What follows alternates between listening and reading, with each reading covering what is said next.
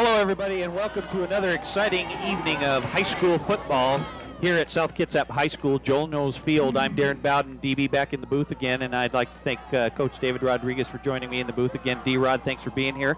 Thanks, DB, for having me, and I'd like to thank SKTV for having both of us here for another exciting matchup between the Gig Harbor Tides and the home team, the South Kitsap Wolves, up and rearing and ready to go. And tonight's game is a very important game for both teams as South Kitsap comes into this contest with a 4-0 record in the Bridge Division of the Narrows League. They have won 4 straight games as tonight is senior night as the whole senior clan from the South Kitsap High School football team is out for the coin toss, and Gig Harbor comes in with a record of 3-1 in the Bridge Division as they suffered a loss last week to the Shelton High Climbers, putting them in a tie for second with Shelton, but Shelton so far holds the tiebreaker as they have beaten Gig Harbor, and that was Gig Harbor's only loss.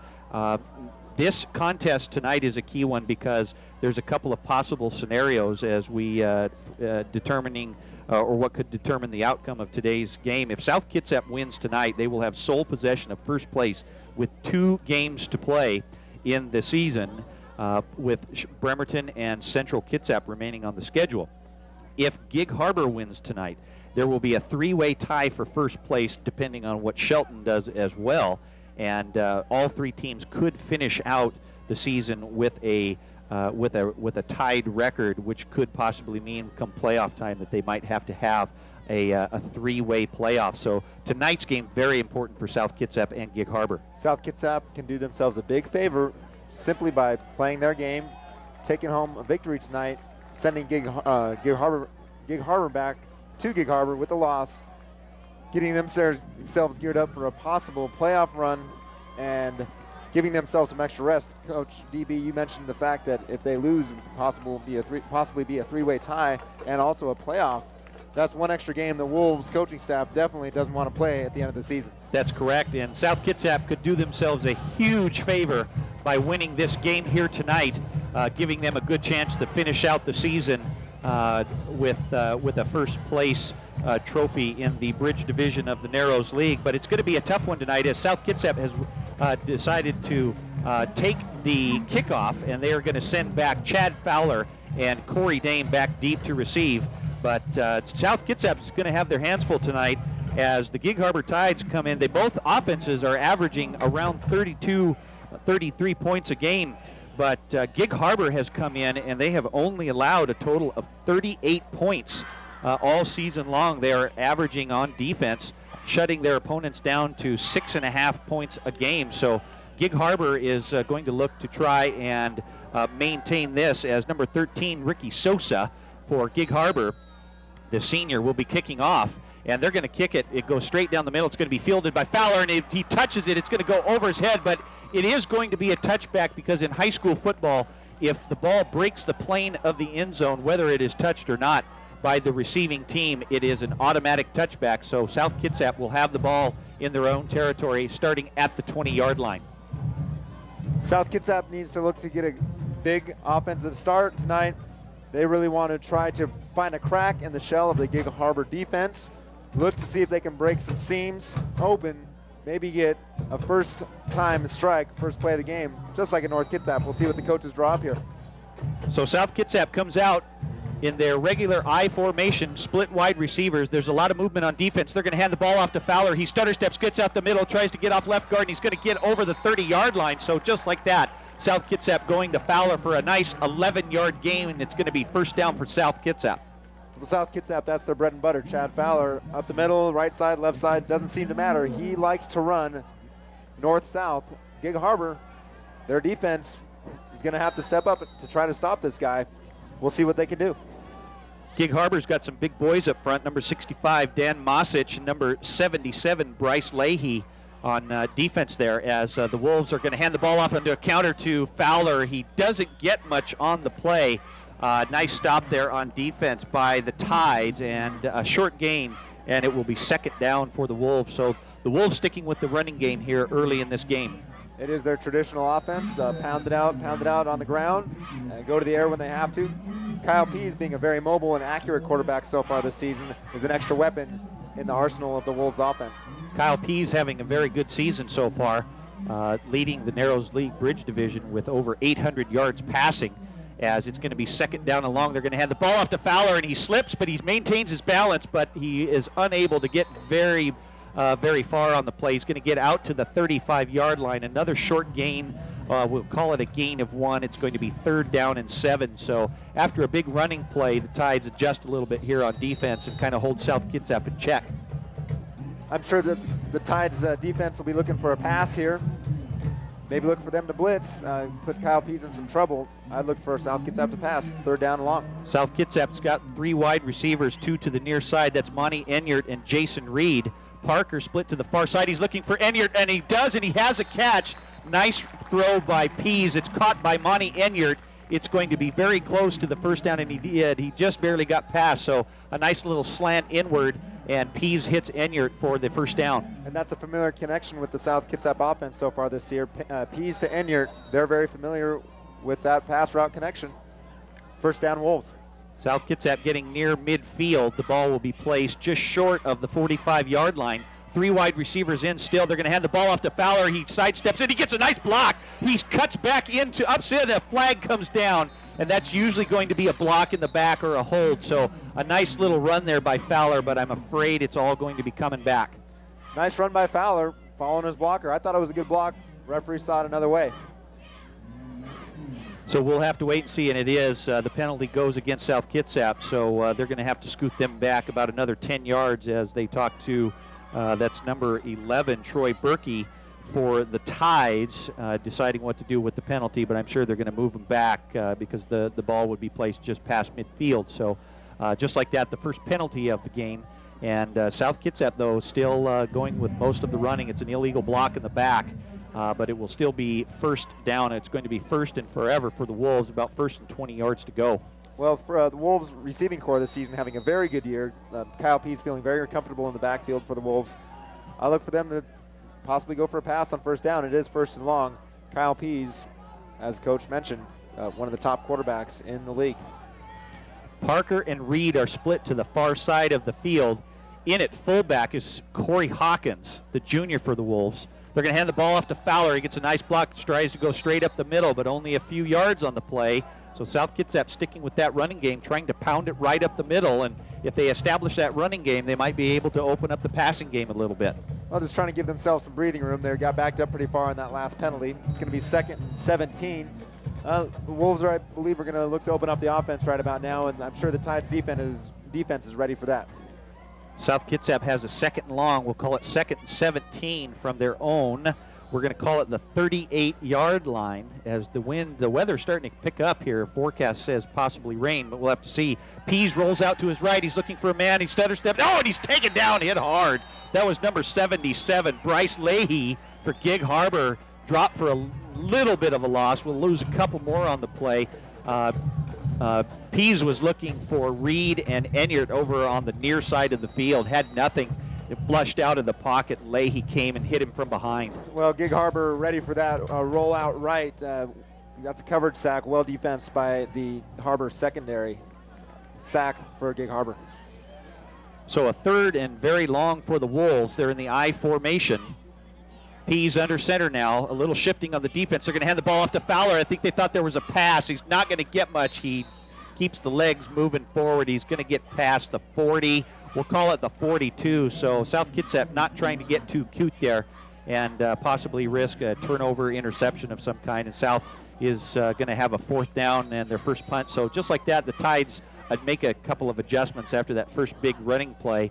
And they will get the ball back here as I believe that's number 32, Gary Cole, who is going to be back to receive the kick at his own 25-yard line. Doing the kicking duties tonight is number 9, David Hamrick for the Wolves. He's standing at his own 30, so it's kind of a quick kick. It's right down the middle. Actually, that's number 4, Troy Henderson, and he's not going to get near it. He's going to let it bounce, and the Gig Harbor Tides are going to have good field position. They're going to mark the ball down at their own 29-yard line, so a few running plays just like that, and Gig Harbor is going to come out on offense. Well, Gig Harbor sending an early message to the Wolves. We're not the same type of teams you've been playing all season, and we're going to do our best to shut down the run and the pass. They've done a good job so far of that.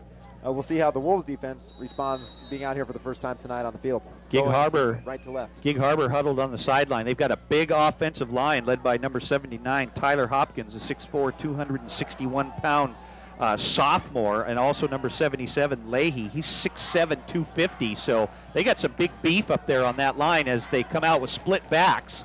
A man goes in motion, and they hand the ball off to the middle, and he's stopped quickly right there. That looked like number 21, Jake Merrill. No, that's number 22 for the Tides.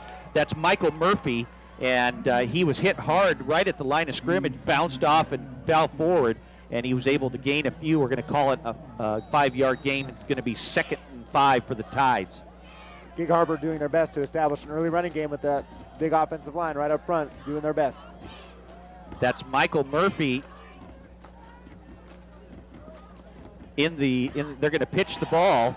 That's Murphy again, who's going to take it. He tries to spin around. Nice tackle there by number 52, Kyle Saltzgaver for the Wolves, but not until they get a first down. So there go the change, and just like that, a couple of running plays, and the Tides are in business. Tides doing a good job early on, trying to lull the Wolves into the running game. I'd look for the Tides to run a couple more rushing plays and look to the air and try to surprise the Wolves defense for a long pass. Starting at quarterback for the Tides is number 11, Troy Berkey, as they have, that's 32, Gary Cole, a 6'3", 228-pound senior, as Berkey, the lefty, he's looking for somebody, and he doesn't have anybody, and the Wolves come in and they flush him, and he's going to be taken down at his own 35-yard line. Big time. Nice defense there, led by number 62, Renard Williams, and that's number 50, Andrew Thatcher. They call him Barney. Nice job for getting the quarterback. Wolves defensive line really responding, coming up strong through the line on first down to set the Tides back in an uncomfortable 2nd and 15 position. The Tides have the work cut out for them now. Berkey faked the handoff. He was looking on the far side of the field. He had nothing. Eluded one defensive lineman, and a couple more Wolves were right there to flush him out, as it's going to be 2nd and long. A man goes in motion. They're going to hand the ball off to Murphy, and he's hit hard by Renard Williams again, but not until he gains a few back on the play. We'll call it the 42-yard line, and it is going to be 3rd and 8 for Gig Harbor. So right here, an important play for both sides, especially on defense for the Wolves. We'll see what the Wolves throw at the Tides defensively. 3 or 4 men up front. They'll throw 4 men up on the line. Looks like 3 linebackers. They're looking for the run and leave 4 men in the secondary to defend the pass. So the Tides break the huddle here in a key 3rd down play.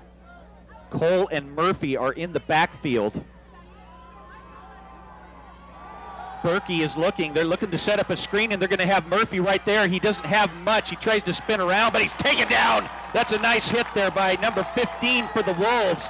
That's Ryan Cosgrove, so nothing doing right there as Murphy caught the pass. Looked like they were trying to set up a screen on the left side, but the Wolves did a nice job of flushing it out, and it's going to be 4th down, and so both defenses doing a good job of holding each other in check, and Gig Harbor will have to kick the ball away.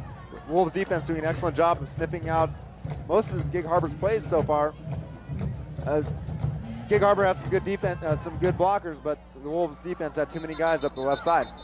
Back to receive the kick is number 45, Tyler Goddard, and number 87, Sean Staten. And we remember last week Tyler Goddard had a great game against Olympic as that he was able to run one back for a touchdown. And they are not going to kick it to him. They're going to take it away. And it was touched by a South Kitsap player. And we'll have to wait and see what the ruling is. The ball was heading towards out of bounds. That was Sean Staten, and luckily the Wolves were able to recover it. Boy, a real dangerous play there by Staten, who touched the ball. All he had to do was let the ball go out of bounds, and he did touch it. The ball stayed inbounds, and Gig Harbor almost recovered that for a turnover. I can guarantee there will be an instant conference with the coaching staff with Mr. Staten about that unfortunate decision on his part. It should have been a turnover going Gig Harbor's way with critical field position against South Kitsap. Luckily, South Kitsap gets the ball back. They are pinned back on about the 21-yard line. So the Wolves cut a break here as they will have the ball at their own 20-yard line. Pease is going to hand the ball off to Fowler. They tried up the left side, or up the right side, the near side of the field. Nothing doing there, and he's taken down by Berkey. A gain of 3 or 4 yards on the play. It's going to be 2nd down for South Kitsap. So again, with the running here. Both Gig Harbor's and South Kitsap's offense is looking fairly similar, fairly conservative here at the beginning of the game, trying to establish that running game and look at the pass later. Second down for the Wolves.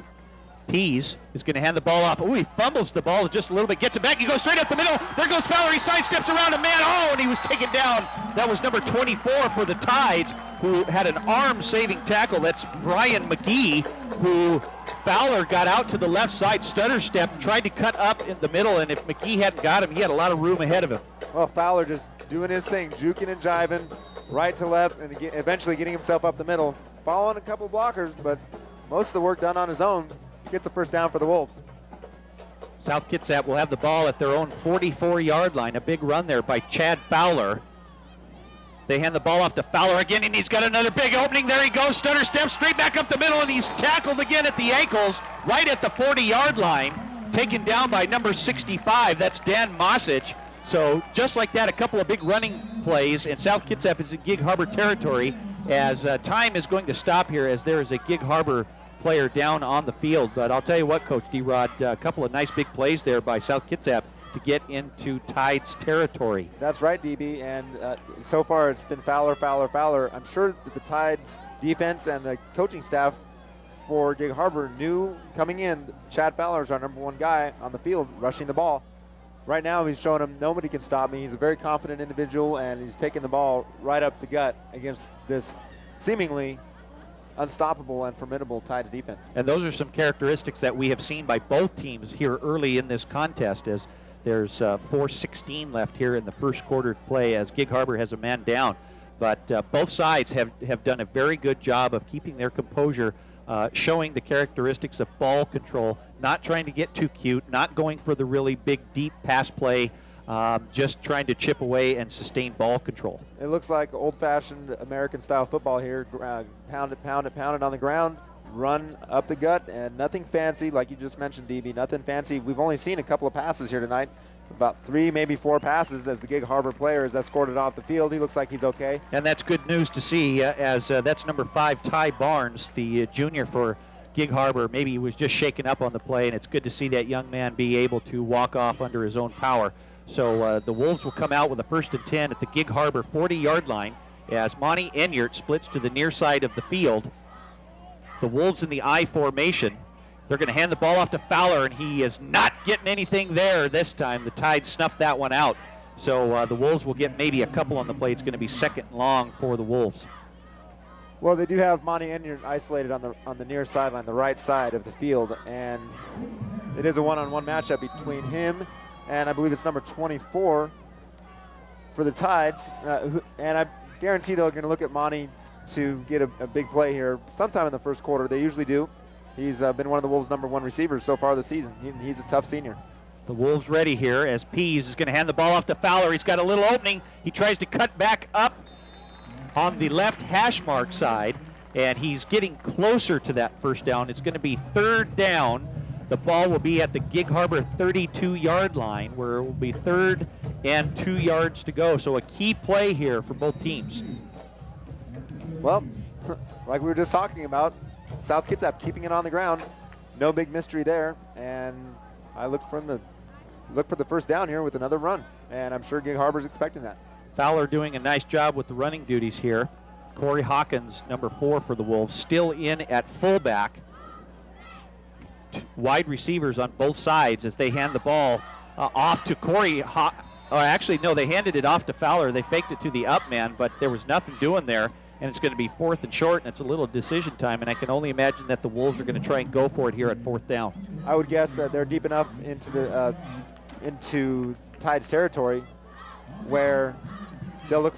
This is 4-down territory. They're going to look to go for the 1st down. I cannot see a punt here. Too long for a field goal. The Wolves only need 1 yard here as David Parker is split to the far side. Kyle Pease is going to hand the ball off to Fowler. There he goes, and he does it. He gets more than a yard. He's going to get a couple more, and he gets near the 20-yard line. We're going to mark it at the Gig Harbor 22, so he faked going right up the middle, bounced off the left tackle, and he was able to get a big gain on the play. And that's a huge play for the Wolves. But the Tides knew what was coming. I'd say so far it's not only been the Chad Fowler show, but also the South Kitsap offensive line show, as they seem to be controlling the line of scrimmage on offense, giving Chad Fowler plenty of running room and plenty of holes. With 2 minutes remaining here in the first quarter, the Wolves on the move.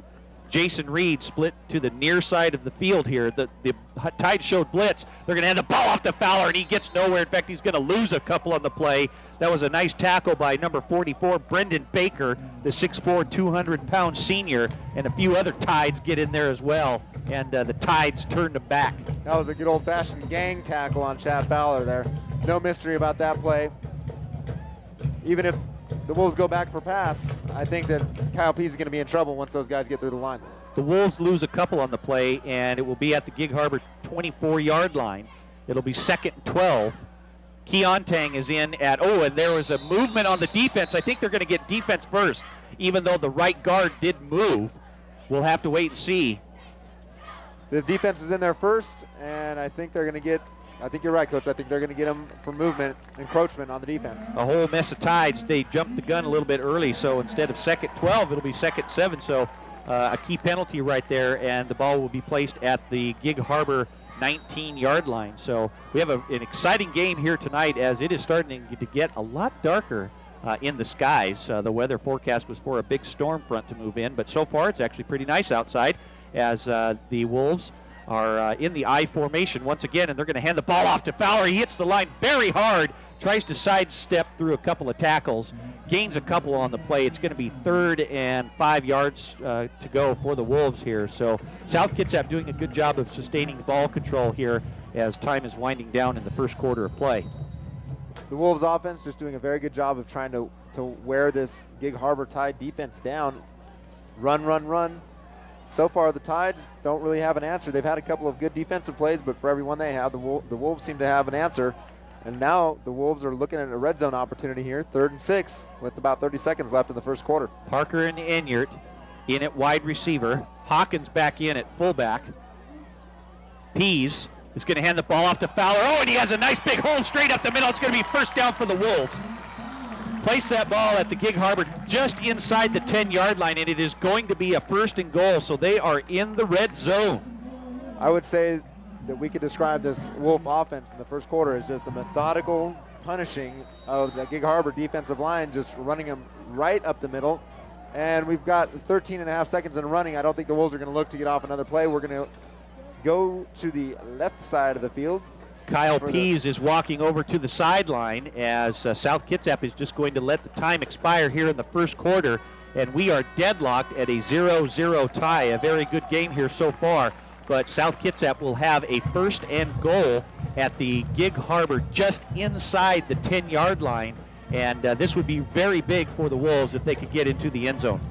Well, this is kind of a game that we expected, Coach. 0-0 tie at the end of the first quarter. It's been a defensive matchup so far, although the Wolves have been pushing up towards the end zone. They're in the red zone now. I see that the Tides are going to have a timely timeout here between quarters to try to regroup, get a free timeout, try to get a break, and try to see if they can keep the Wolves to maybe a field goal or possibly produce a turnover. The Wolves doing a very good job of run, as I've mentioned. Not a lot of pass. Obviously a strategy devised by the coaching staff to keep the ball on the ground, keep it out of the air, and to try to see if they can catch these Tides off guard, maybe get an early touchdown here. And when I say early touchdown, anything for Gig Harbor, giving up a touchdown at all is early, especially in the first half.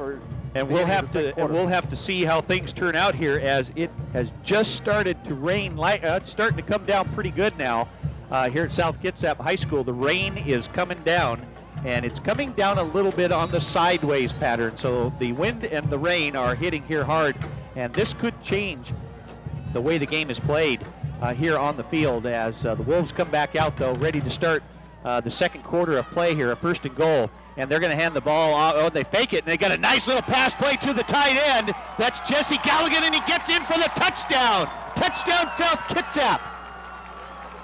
Gig Harbor comes out of that quarter timeout, not really expecting the pass play. Maybe fell asleep with the rushing of the South Kitsap Wolves offense, and boy, they just go right to the tight end. Touchdown, South Kitsap Wolves. Run, run, run, and then all of a sudden the Wolves come out of throwing, and they get the nice touchdown here. So the Wolves get on the board as number 27, that's Quincy Lyman, will be coming out to attempt the extra point. So just as it starts raining here, and we can see a lot of the umbrellas and the rain gear that is being worn by all of the spectators, there's the snap, the kick is up, and it is good. So South Kitsap gets on the board here. A 10-yard pass play from Kyle Pease to the tight end. That's number 19, Jesse Galligan. And a nice job by the Wolves of sustaining ball control there with no turnovers. I'd say that was a clinic on the part of the South Kitsap Wolves about how to rush the ball in a high school football game. The Tide's unaccustomed to being down, period. Their defense is shutting every opponent down thus far. We're going to look at that last touchdown again as Pease connects with Galligan. He drops back, fakes the handoff, and there's a wide open Jesse Galligan up the left side, and he goes in for a quick 6. Number 19, Jesse Galligan, touchdown, South Kitsap. Gig Harbor Tides find themselves down 7-0. Like I said, unaccustomed to being down, period. Coach DB mentions that we've got some wind that picks up. We look at the flagpole here.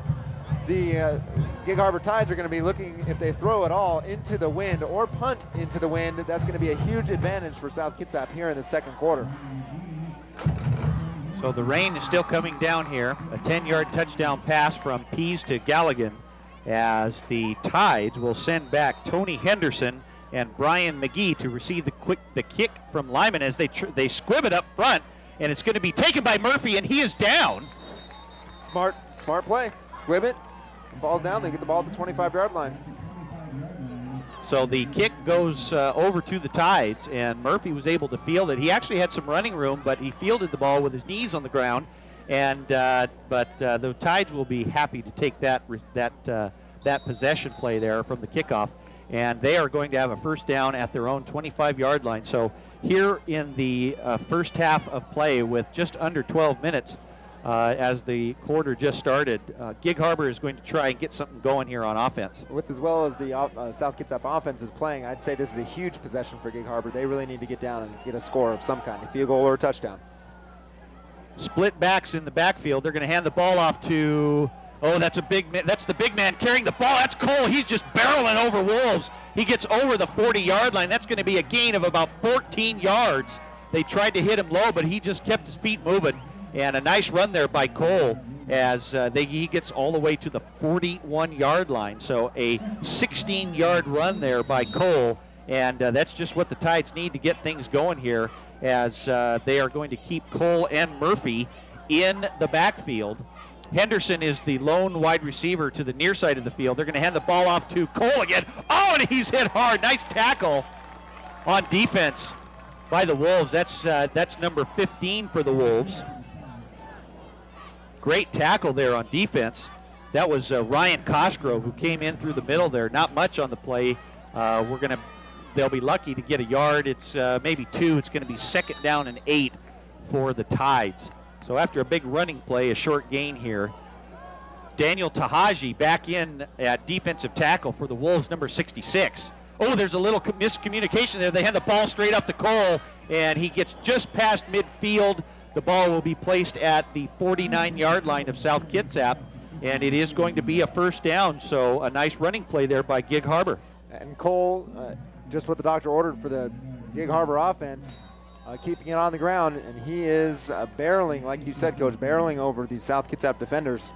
We had a good stop there a couple plays ago, but Cole just keeps on trucking, and he's knocking him down. Cole is a machine, too. He is a large kid and a very powerful one, a good runner. So Gig Harbor's going to hand the ball off to Cole again. He tries to sidestep around, and he's not going anywhere. He keeps it going, and a penalty flag comes flying in, and that's usually in the area of holding.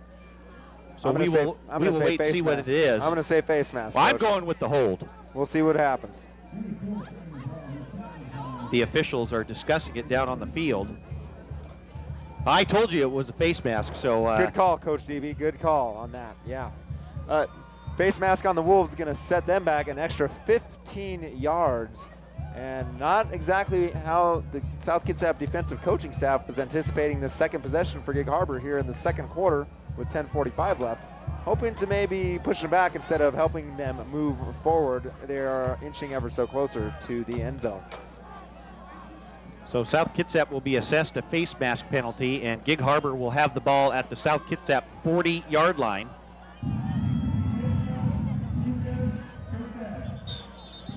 Gig Harbor came out. They were ready to snap the ball, and the official was still giving the call on the penalty. So now play is back in session here. Little confusion down there on the field, but split backs. That's Murphy and Cole. They're going to hand the ball off to Murphy. He hits the hole quickly. He spins around after he was tackled by the defender. He's wily. He's hard to take down. He's quick hitting the line, and he's big. I don't know if that was that Cole, coach? Was that a different running back? That was Murphy. Murphy was the one who carried the ball on that play. The defensive back. He's playing both sides of the line. Murphy's also defending Monty in solo coverage as a defensive back, and on that play, it was him who carried the ball. Just a very quick stutter step play. The tackle was made by number 34 for the Wolves, and they're going to try and run the reverse from the inside. Nice job by Kyle Saltzgaber. Takes him back to the 40-yard line. Huge play from number 52, Kyle Saltzgaber, the senior. Big time. Takes him down for a sack. Big. They ran a little inside reverse to Mcgee there from Cole. Not fooled. And Saltzgaber was right there, took him down, grabbed him with his arm, and was able to hang on to him, and he did not let him go. So a big loss on the play. It's going to be second long. Gig Harbor will have the ball at the South Kitsap 38-yard line. Nice job by Saltzgaber there on defense. 2nd and 17. Berkey is going to hand the ball off to Cole. He tries to get in. He's gang tackled by a bunch of Wolves. Gets a few back, just short of the original line of scrimmage, and it's going to be 3rd and long for the Tides. So South Kitsap, a big defensive stop here would be a huge advantage to them. South Kitsap looking to get that huge defensive stop here on 3rd down. 3rd and about 15. If they can do that, they'll force the Tides into a 4th down decision. Punt or go for it. Not something they want to have to do. They'll probably punt it. It's too long. So Gig Harbor comes out. Berkey still under center. They're going to hand the ball off to Cole. And there's another reverse coming back this way, and that's Mcgee. And he is going to try to elude it. He almost loses the ball on the fumble, and he is going to be stopped. I can't believe they just marked the ball where it is. He went down at the 23-yard line, but they gave his forward progress. They gave him a 1st down at the South Kitsap 21-yard line. I can't believe they just gave him a 1st down on that play. Well, that's the way the ball rolls sometimes. They give them a 1st down. It's unfortunate the Wolves defense let them get that deep into the territory anyway, into their territory, but we're looking at 1st down and 10 at the 21-yard line, and we'll see what the Harbor defense does here. Mcgee goes in motion. They're going to pitch the ball to Murphy. Saltzgaber chasing him from behind, and he sidestepped. Oh, boy, luckily he was able to elude the tackler there, and he does. He picks up a nice gain of 7 on the play. It's going to be 2nd and 3 for the Tide, so Gig Harbor gaining a little momentum here on offense. The 1-2 punch of Cole and Murphy, thunder and lightning so far. Murphy stepping up and getting some quick feed up through the South Kitsap defensive line, getting some important yards for the Tides here. The Tides looking good. Gig Harbor with a 2nd down at the South Kitsap 15-yard line. They're going to hand the ball off to Cole. He hits the line. Cosgrove meets him right there, but Cole is able to push his way forward. He's going to be just short of the 1st down. We're going to spot it in between, just past the near the South Kitsap 12-yard line, maybe the 11-yard line. It's going to be close enough. They might have to measure. And they are. The officials are going to stop play. They're going to bring the chains out and see if he got a 1st down. But Cole was hit hard early, but he's such a big body that he was able to go forward and possibly get that 1st down. Well, the Tide serving up the Wolves some of their own medicine here with the run game. Haven't seen one pass here on this possession for Gig Harbor as the chains come out to measure that 1st down. I think they're going to be short by about 3 or 4 inches, and that's a 1st down. It is a 1st down, so he was just able to get that 1st down. So just like that, it's going to be 1st down at, we will call this the South Kitsap 11-yard line. So Gig Harbor can still get a 1st down, but they have to get all the way to the 1. Wolves defense got to step up big here, keep the Tides offense from punching it in. Gig Harbor coming out They've got a man in the slot. That's number 21, Jake Merrill. They're going to hand the ball off to Murphy. He tries to get a little bit, not much there. Gain of a few on the play. It's going to be second down. We're going to call it a gain of about 3 yards. It'll be at the South Kitsap 8-yard line. He's hit hard by a Wolf defender right past the line of scrimmage. Knocked his helmet back a little bit. They're going to start keying up on these Harbor runners here in the second quarter. Don't look for it to be too easy for the Tides to punch it in the end zone here. So South Kitsap hoping to stop Gig Harbor here. They're just pounding the ball up the middle. A man goes in motion. That is Merrill, and he is not going anywhere as he's met by a pack of Wolves just barely past the line of scrimmage. He might have gotten one on the play. Nice job by South Kitsap on defense there, and there is a man down, and that is number 66, Daniel Tahaji. Tahaji has been out with a knee injury, and we sure hope that it's not the same knee. That's just not a very good sign for Tahaji or the Wolves defense at this point. He's a big part of the Wolves defensive line and part of the heart and soul of this Wolves football team. It would be tough to lose him at all. And recovering from that knee injury, for him to go out on a play like this or on any play is going to be tough for the Wolves to swallow. Tahaji is 5'5", 284-pound defensive lineman. Missed a couple of games due to a minor knee injury, and I think that they're going over that same knee, and we just hope that he's okay. And he does. He rolls over, and he gets back up on his own power, and they're just checking him over to make sure that everything is okay, and he's looking like he's going to be all right. That they're going to probably have him just try and slow down a little bit here, but they're doing a nice job down there. The South Kitsap High School Athletic Medicine Program, one of the best in the state. Year in and year out, Coach. They'll make sure that Dan's okay to go if he goes back in the game, and Dan wants to play. He does not want to sit out one down or one game. Good to see that he's walking off under his own power, so he's doing okay there as he's going to come out for a play or two. They're going to just check him over one more time as Jake Merrill is back in the game for the Tides. Murphy and Cole are still in the backfield. Berkey is going to roll out to his right. He's looking for a man, and he's got a man open, and it's just overthrown. The intended receiver was Jake Merrill, and Berkey missed his target by led him just a little too much. So the third down pass play is incomplete, and it's going to be fourth down for the Tides. They can still get a first down. The ball is at the South Kitsap 8-yard line, and all they have to do is get down to the 1-yard line. Gig Harbor looking to get into the end zone here with 6.5 minutes left. They're going to go for the field goal. Half. They're going to go for the field goal, Coach. They're lining up for a field goal. Merrill just missing his man by about a foot there. Nice rollout. Ricky Sosa, there was a lot of movement up there on that line, and the kick is no good. He missed it wide to the right. Nice defense by South Kitsap, keeping to a field goal, and they miss. Still 7-0, 6:30 left in the second quarter. Nice job defense, South Kitsap. So Gig Harbor goes for the 25-yard field goal, and it is no good, where they will take over on down. So a key stop there on defense for South Kitsap. Couldn't agree with you more, Coach. Give the ball back to the offense. And I guess we're going to see the ground game come back out on the field and try to pound this Harbor defense a little bit more. Run some time off the clock, see if they can punch it in the end zone and go up big time before half. They're trying to keep that ball as dry as possible, as it's actually still lightly raining just a little bit, but coming down sideways. So the weather could be a factor here tonight, as Pease is going to hand the ball off to Fowler. Oh, and he's taken down from behind. A nice arm tackle.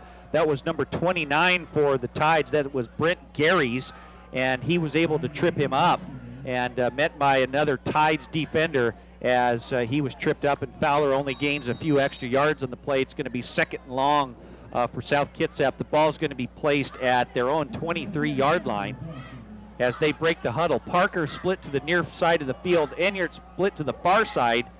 Pease is going to hand the ball off to Fowler again, and he misses it. He's missed by an arm tackler, and he's able to get his way forward, getting near that first down marker, close to the 30-yard line. It's going to be just a little bit short. It's going to be third and short for the Wolves. So South Kitsap doing a nice job here of sustaining ball control in the first half of play.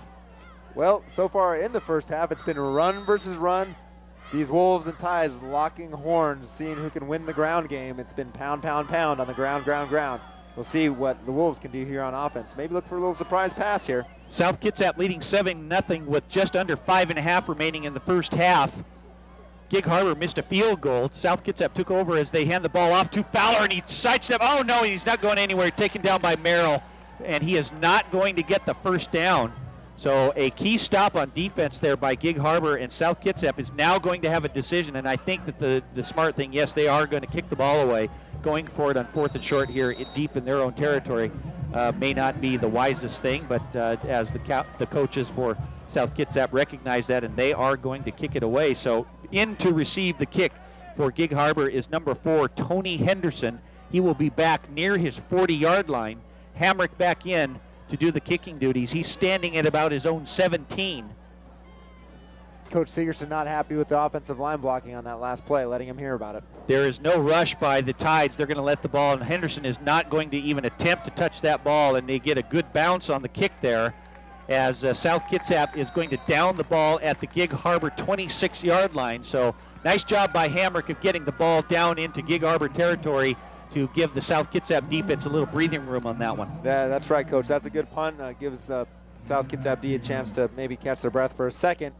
See if they might be able to turn these Wolves running backs back a little bit. We've got Cole pounding them up the middle, and we've got number 22, Michael Murphy, scattered all over the place, running all over the Wolves defense. Keeping them out of the end zone so far. Let's see if they can hold up here in the second quarter. 4:29 left in the second quarter. And number 66, Daniel Tahaji, is back in on the defensive line, so he's just shaking up a little bit there as they're going to hand the ball off to Cole. He puts his head straight down and moves straight ahead. He doesn't get much on the play, a gain of a couple, and it's going to be second down for Gig Harbor. So Gig Harbor coming right out with the running play again. They haven't thrown much tonight. Well, both teams seem to be very content with the ground game and looking to eat up some of the yards and some time with that ground game. Unfortunately, Gig Harbor not really having time on their side. Got an entire second half left, but clock is ticking. They're down 7-0. Let's see what they've got in their passing game in this next set of downs. Gig Harbor's only thrown a couple of passes, primarily sticking with the running game. South Kitsap mixing it up a little bit for themselves, and they're going to hand the ball off to Cole. He looks like he doesn't have much, and he's not going anywhere. That's a nice tackle by 52. That's Kyle Saltzgaver doing an excellent job. In fact, there might be a loss on the play. No gain at all. It's going to be 3rd and long as there's going to be a stoppage of play here, and there's going to be a timeout taken by South Kitsap. So nice job by Saltzgaver right there. Well, Saltzgaver catching an earful from Coach Segerson after that last offensive play, not really making his block. This time coming out, proving to the coaches that, yeah, I'm still going to play the game. And throws back Cole for a loss. Big-time play from the big-time senior, number 52, Kyle Saltzgaver. So South Kitsap leading this contest here with 3:40 remaining in the first half, leading Gig Harbor 7-0. A 10-yard touchdown pass from Kyle Pease to Jesse Galligan, and the Wolves got on the board, and Gig Harbor was driving deep into South Kitsap territory. They went for the field goal, and they were unable to get the 3 points, and South Kitsap took over on down. So far, a very good game between the two, between the big rivalry. A nice crowd here tonight. South Kitsap, Gig Harbor have developed an excellent rivalry between these two schools in all sports. And in fact, Coach, 2 years ago, when Gig Harbor played here, they beat South Kitsap 25-18. It was the first time Gig Harbor had beaten South Kitsap in football ever. So a 3rd and long, and they're going to throw, and Berkey is looking for his man, and it is caught. They do. It was a nice pass. The pass looked a little bit low. The intended receiver was Jake Merrill, and Merrill was able to dig it out. So a key completion there, and by the Tides to get the first down as they're going to keep this drive alive. Only the second reception of the game combined for both teams. Wolves defense caught off guard on that play. Rightly so. It's been run for the Tides. So Gig Harbor, they're going to hand the ball and fake, and they do. They try a little trickery there, running the multiple running backs there in the backfield. The Wolves defense not fooled on that play, however. Knew it was coming up the middle. Stopped the runner for a short gain. The wing T offense is a very popular type of offense that you will see amongst high school football teams throughout many various areas of the state, as Gig Harbor is also running here tonight. So it has been effective for them, but not much on the gain. as Cole goes in motion. They're going to have ball at the Murphy. He stutter steps. He tries to go back up the middle, does not get very far, and a couple of people come flying in, and then all of a sudden a penalty flag comes flying in, and I'm not sure what I saw on that one, and that might be against the South Kitsap defense, but I'm not sure for what. I'm not sure either, Coach. It looks like it's against the Gig Harbor for maybe one of the offensive linemen trying to get the South Kitsap defenders off his running back a little too aggressively. Well, I thought I saw a defender come flying in, hit pretty hard, but I couldn't see anything wrong with it, and it looks like one of the Gig Harbor Tides didn't take exception to that, and they're going to end up getting a personal foul here, and instead of having a second down at their own 45-yard line, they're going to move this all the way back. That's a 15-yarder. It should go all the way back to the 30-yard line. It's after the play. We'll assess the yards after the gain on the play. It should be 3rd and about 20. So it was a dead ball personal foul against Gig Harbor. So that will hurt the Tides, as they are going to have a 2nd and long, a 2nd and 20 here. Henderson, he's in the slot position on the line of scrimmage, acting as the wide receiver. Murphy and Cole in at running back. Merrill, they're looking for a man, and he's got him out in the flat, and that was intended for Henderson as he does the hurdle stretch right there at the 35. The pass was a little bit low and a little bit behind. It was incomplete, and it is now, actually that was a 3rd down, and now it's going to be 4th down, and Gig Harbor will have to punt the ball away. South Kitsap needs to be aware of maybe some trickery from Gig Harbor here, trying to go for the 1st down on a 4th and 20. They don't really want to give the Wolves the ball back with 2.5 minutes left in the first half. The Wolves, if they do get the ball back, guaranteed they're going to look to punch it in the end zone. Merrill will do the kicking, and it's going to go straight down the middle. It's going to be fielded by Tyler Goddard as he signals for a fair catch, and he will field it at his own 37-yard line. So a nice kick there, but South Kitsap will have pretty good field position at their own 37-yard line. Oh, a real defensive matchup so far tonight, Coach, and I look for Gig Harbor to really dig in their heels and try to keep the Wolves out of the end zone like they've done with every other team they've faced so far this season. I don't see the Tides just rolling over and giving up the touchdown to the Wolves. The Wolves really going to have to be pinpoint accurate if they were going to hope to get any positive yardage here. And we will see what happens here at the 2:27 mark here remaining in the first half as the Wolves come out with 3 wide receivers, and they look for Jason Reed as Kyle Pease has a quick one-step drop back, looks to his left. It was intended for Jason Reed at his own 35 right at the line of scrimmage, but he short-hopped it a little bit. The pass was incomplete, and it's going to be 2nd and 10 for the Wolves. A lot of slipping and a sliding out here tonight. The rain not coming down too terribly hard, but players on both sides of the ball slipping around in the field tonight. Maybe look to clean up those cleats a little bit before they get on the field. So Parker and Reed are split to the near side of the field. Enyard is on the far side. Gig Harbor in a prevent defense. They go for the same play. He spins to the outside. Nice job by Reed as he is going to get out of bounds. Good job here. Clock management is going to be important, even though South Kitsap does have 2 timeouts remaining. They went for the same play, Coach, 2 plays in a row. Not usually a traditional method of play calling. Caught the Tides off guard. Nice call by the South Kitsap coaching squad down on the field. Reed gets 9 on the reception, and the ball will be at the South Kitsap 46-yard line. But Reed did a nice job of getting out of bounds, so they're going to try and manage the clock here as best as possible now as Enyard and Reed are split to the far side. Pease is going to hand the ball off to Fowler. Oh, and he stutter steps as he was taken down low. That looked like Cole on defense there. Number 32 tripped him up just short of midfield, but they will get the first down. And in high school football, when there is a first down, the clock will stop momentarily until the chains are set, as Pease is taking his time here as we are nearing the 2-minute mark. South Kitsap still leading Gig Harbor 7-0. They will have the ball at their own 49, still with the 3 wide receiver set. Corey Hawkins is the fullback.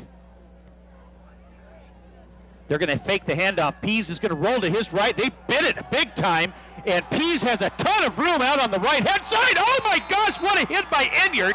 He just laid out number 52.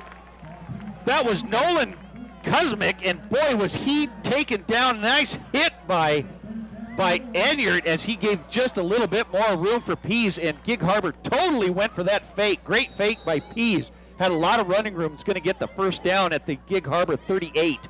Pease looking to roll out right first, looking to pass. He had so much room, so much green on the right side. He just took it himself, scampered up the right side. Nice block, number 3, Monty Enyart. Pease is going to hand the ball off. That's number 34. We don't have a name for him, but for the Wolves, but that is, he's in at tailback for the Wolves. Early movement on the part of the Wolves.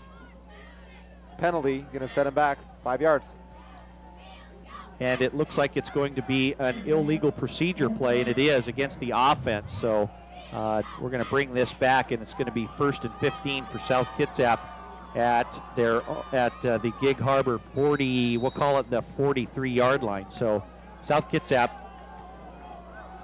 a new wide receiver, and that's number 97, Sean Nunez. Chris Hogan is also in. As the nice job by number 34 for the Wolves. He takes the pitch, and he's going to gain a few yards. We'll call it about 5 or 6 on the play, as there's going to be a stoppage of play, and I think South Kitsap is going to burn a timeout, which they are. That is their second timeout.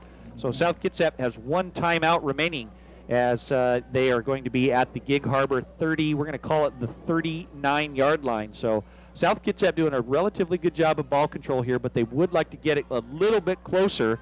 Obviously, they'd like to be in that end zone, but if not, with 1:13 left, they would like to be within field goal range. The South Kitsap coaching staff intelligently calling a timeout here. Can't really afford to waste any more time off the clock. Decided maybe also a good opportunity to huddle up with their offense and decide what they're going to do from here on in. You know, it seems like this year the South Kitsap coaching staff is breaking out some more trick plays. I think Gig Harbor recognizes that, and good timeout for a good opportunity for Gig Harbor's defense to gather up and say, hey, watch the trick pass, the fake roll, the rollouts. Kyle Pease, number 11, has done a great job this year of rolling out and connecting with his receivers for short to mid-range yards. And Gig Harbor doesn't want to really give that up right now, especially up the sidelines where the receivers can get out of bounds and stop the clock. Quincy Lyman has been doing the kicking, and he's been doing a really good job. His range is mostly, if the South Kitsap could get that ball near the 20-25-yard line, as they have 3 wide receivers in. Pease is going to hand the ball off to Fowler. He sidesteps a couple of tacklers. He's going to get out of bounds. Good job by Fowler. He's close. He's out around the 30-yard line, but more importantly, he stops the clock. So South Kitsap is going to have a 3rd down here at the Gig Harbor 30. Nice gain and a stoppage of the clock. Very intelligent play by Chad Fowler, the running back, number 24, stopping the clock, giving the offense a chance to huddle up for a second. Don't have to worry about the clock ticking down. We'll go 3rd and 2 here at the Tide's 29-yard line. Parker and Nunez are split to the near side of the field. Enyart is to the far side. They're going to pitch the ball to Fowler. He tries to get out right, cuts it back up the middle, but he does not get anything, and he does not gain a yard. They are still going to have the ball at the 30-yard line, and I think that South Kitsap is going to use their final timeout here, and it is going to be 4th down for South Kitsap, and they are out of field goal range still. The ball will be at the 30, and so they only need about 3 yards on the play here to get the first down. We'll call it 2 yards. So if South Kitsap can actually do that, they will stop the clock to move the chains once again. So I can only imagine that the coaches are going to call a couple of plays here. Well, they want to get it up to about the 15 or 20-yard line if they indeed go for the field goal. So first things first, get that first down out of the way. Get the troops back on the field with another play because they don't have any more timeouts to burn. Get the field goal unit on the field in case they don't get it into the end zone with under 15 seconds left to play. The clock will be running. Gig Harbor looking to stop South Kitsap here on this 4th down play, get the ball back. They've got some timeouts of their own, and they'll be able to look to go for broke at the end of the first half, going into halftime. South Kitsap so far doing a very good job of managing the clock and taking advantage of the Gig Harbor's defense has been good so far, but not as dominant as they have been. South Kitsap doing a good job of trying to exploit any weaknesses with Gig Harbor's defense. Right now we've got a stoppage and play on the field as the referees discuss something, and both teams ready to go. It looks like that they are trying to get the clock reset here. I don't know if that was the correct time that they had there on the, and I think that they are. I think they're waiting to get the clock reset. They show 50, just over 54 seconds. Little confusion on the field, and the Wolves will look to, both teams will look to get the clock reset. I'm not really sure what time the referees want on the scoreboard, but whatever time, extra time they put on the clock is only going to be beneficial to the Wolves. Gig Harbor not really looking forward to more time being put on the clock unless they indeed do stop South Kitsap here on the 4th. I think that they're looking to get 59 seconds, 58 seconds put back on the board here. There was a little mix-up on the time. South Kitsap called a timeout with 58 seconds remaining, and the clock kept running, and it shows 54. So we're going to try and get the clock reset here at 58 seconds. Both teams on the field ready to go as soon as the clock gets reset, and we do have 58 seconds left on the clock. And they've reset the clock for 58 seconds. And play is ready to resume here at Joel Knowles Field. Last minute of play here in Port Orchard with South Kitsap facing Gig Harbor. South Kitsap white pants, maroon jerseys. Gig Harbor all whites and blue helmets. So South Kitsap comes out here. They have no timeouts remaining. Pease under center. They're going to hand the ball off to the tailback straight up the middle, and I don't know if he got the first down or not. We're going to have to see if he gets a really nice spot, and I don't think he got it. Gig Harbor stopped South Kitsap on a 4th down play there. They needed to get to about the 28-yard line, and he only got to the 29, so a nice defensive stop there for Gig Harbor, and they will take over on downs. The Tides defense and coaching staff sniffing that play out the entire way. South has no chance of getting that first down. They turn the ball over on downs back to Gig Harbor. Now Gig Harbor can try to play the timeout game and get the ball the other way into the end zone. Not what the defensive staff ordered for South Kitsap. Gig Harbor will have the ball at their own 30-yard line. We're going to call it the 29. They will have the ball at their own 29-yard line. And they also have all 3 timeouts remaining, so there's plenty of time here with just over 51 seconds left here in the first half for Gig Harbor. Berkey is going to fake. He's going to look for a man, and he's got a man wide open. That's Henderson, and he overthrows him, and South Kitsap just cut a break right there. Berkey had Tony Henderson wide open around the 30-yard line, and he overthrew him too much. They faked the handoff up the middle, and Berkey was able to, he had Henderson wide open. Big break for SK. Coach, I haven't seen anything that wide open since I left the window open at my house over Christmas vacation a few years ago. It was really cold when I got back home. He was gone. That would have been a quick 6 for Gig Harbor, and boy, the coaches would have been hopping mad for South Kitsap. I think the defense very lucky at this point, the secondary not giving up that TD. He was wide open. They're going to watch that play tomorrow and wish that they could have had it back. That is a key play, could be a key component. There's a little confusion in the backfield here between Henderson and Murphy. Berkey's going to drop back. He's got a man out open in the flat. The pass is complete, and he stays on his feet. Nice reception there, just getting past midfield. That is we're going to try to get a number here. That's number 29 for the Tides. That's Brent Gary's. And he just garried himself across midfield and gets over to the South Kitsap 47. Gig Harbor is going to call a timeout here. This feels like the end of the game instead of the end of the half, Coach. We got timeouts flying everywhere. Very methodical, very defensive game so far. Both teams being very, very careful with the ball. Not anything risky play calling wise on either sides of the offense. Both teams wanting to make sure that they have the best chance of scoring even just 1 or 2 more points than the other team. So far, 7-0 game with only 39.2 seconds left in the second quarter. Gig Harbor throwing the ball up in the air a little bit now and trying to establish a little bit of a passing game before going into the half. A very good game here tonight. Both sides doing an excellent job of ball control. No mistakes. Only a few penalty flags. Just a good old-fashioned hard-nosed, hard-fought football game here between 2 rivals, as South Kitsap is going to send back a couple of more defensive backs and prevent defense here, even though Gig Harbor has been primarily going with the run. But they're going to come out of this timeout now. Gig Harbor has 2 timeouts remaining. Berkey waiting for the official. They're going to send Merrill in motion, and he's going to roll out to his left. He's got a man out in the flat. Oh, and there's going to be a pass interference. Henderson was he was looking at Henderson in the right flat, and that was number 9, David Hamrick, who came up just a little too much on him, and it is going to be pass interference right there. Ooh, not really what the coach has ordered on that play. They're giving the Gig Harbor offense a first down with that pass interference call against the Wolves here inside the 40-yard line. And it was really good coverage by Hamrick. It was very good coverage by Hamrick. He just bumped him just a little too early. And we'll take a look at this replay here. Was it really pass interference? You make the call. It was here. He had the man out in the flat, and he did, and he did. He just bumped him a little bit too early right there. Yeah. And it was near the 40-yard line, and it's going to be a penalty against South Kitsap, but they're still in really good shape.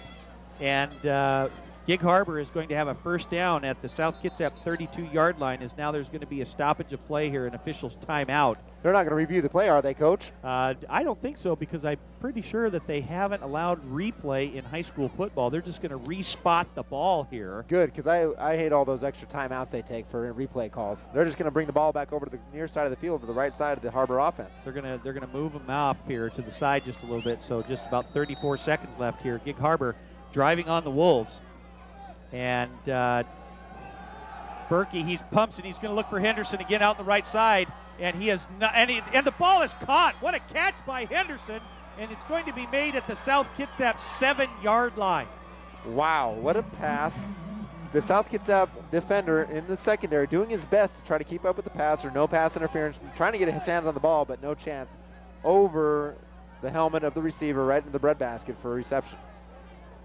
And it's going to be first and goal at the 7. It was good coverage on the play. In fact, it was a basket catch over the shoulder by Henderson at the South Kitsap 7-yard line. So they are in business here with 28 seconds and stop the clock. They're going to hand the ball off to Cole, and he barrels his way forward up the middle. He's going to gain a few on the play. There's going to be another timeout here called by Gig Harbor as Cole gets down to the South Kitsap 2-yard line.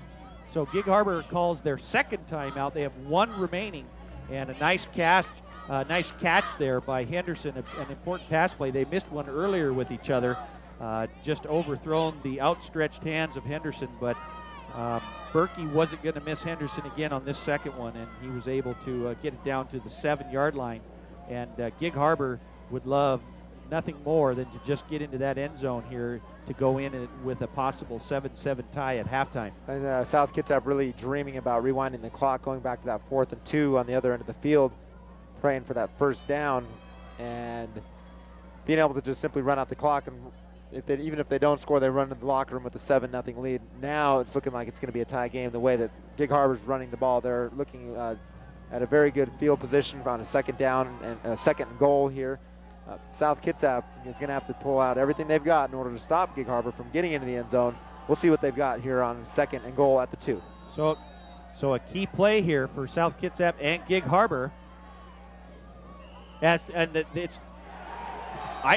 don't think nothing was going to happen here. It looked like that there was a whistle blown before that play had even started. Somebody, I believe, blew a whistle that was not on the field on that play, Coach. They did. It looked like the whistle had started to blow, and they did. Oh, now they're going to stop it because it was a timeout. There was a little confusion there. It sure sounded like there was a whistle blown before the play even started. Did Harbor call timeout before the play? Before the inception of the play? It didn't sound like a referee whistle to me. It sounded like a whistle from somewhere else. Well, they downed the ball. The ball's going to be placed at the South Kitsap 5-yard line, so they only lost 3 yards on the play. So the play will count. Here's the replay. It will count. Oh, that was a nice job there on defense. That's number 52, Kyle Saltzgaber. No surprise there. He just took down Murphy at the 5, and Gig Harbor was forced to use their last timeout. So an important play here with 15 seconds remaining in the first half. And Gig Harbor might have to go for a shot in the end zone because they don't have any timeouts left. Coach, I got a question for you. Well, they don't have any timeouts left, so that answers the question. If they don't make the touchdown here, they don't have time to get the field goal unit onto the field. They're going to have to go for another quick strike if they don't get the touchdown on this very play. And they wouldn't be able to. It's third down, so they would not be able to run a play. And if it is, they couldn't spike the ball either to stop it because that would be fourth down. So Gig Harbor, this is a big play here. They're going to have to go for the end zone, or they're going to have to look for the shot, and they do, and the man is catch. We haven't seen a signal yet.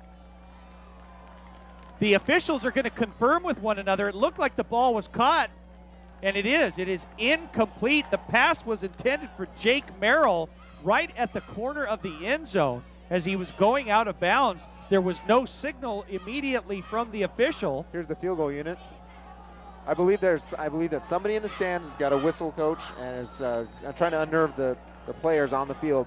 I hope they find that person and remove that person. And I think that it is because we see some administration personnel down there, and because we've been hearing a whistle from up here in the booth as Sosa is going to attempt a field goal, and the kick is up, and it is no good. He misses his second one, his second field goal. And Gig Harbor misses the field goal here with with about 4 seconds remaining in the game.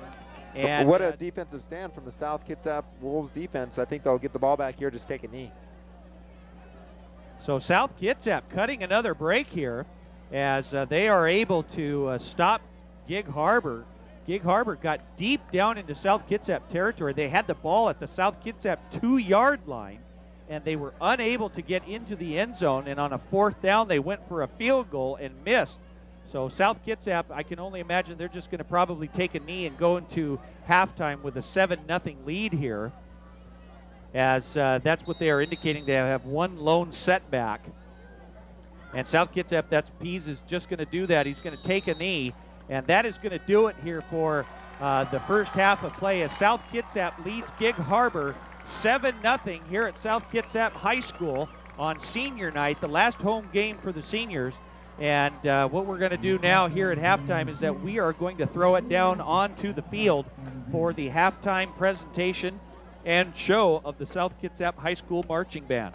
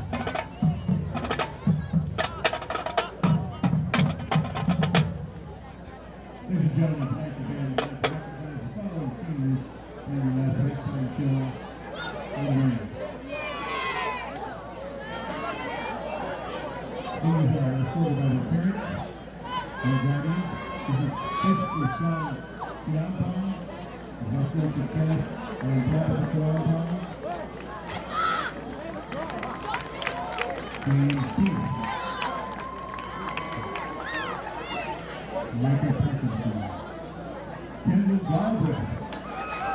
Let's go with Sarah. Bobby Baker with Wanda Baker. James Brennan, accompanied by Pat and Denise Brennan. Jessica Carter, accompanied by Dave Carter. Natalie Hagman, she's accompanied by Carla and Corey Hagman. Laurel Heston,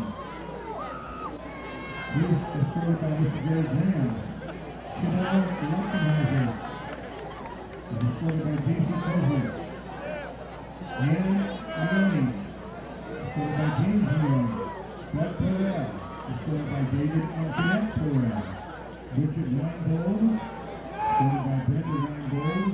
Pat Polanski, is escorted by Brian Polanski. Australia Kincannon, escorted by Kenny Moore. Ryan Passalis, escorted by Kevin Fox. Tyler Perlane, escorted by Ray Christina Barone. And Jesse Kill, escorted by Patty Kill. Ladies and gentlemen, the Southern Seniors playing their last halftime show here at Gilmore Field. And the Southern Seniors from the hard work and dedication of the band in the last 3 years. And with that leadership of Robert and great direction and ensure success in the future. We will quickly this and wish you the best of luck in the future. Thank you from Mr. Graham and the band.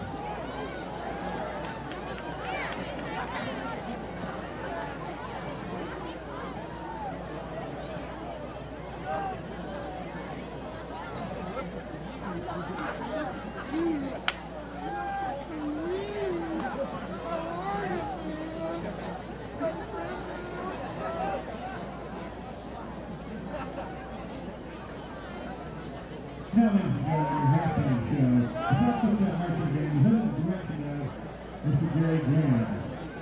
Drum majors are James Brennan and junior drum major is Monica Lambert. Tonight, they will be performing all 3 parts of their 3-part series, Super Hits of the 70s.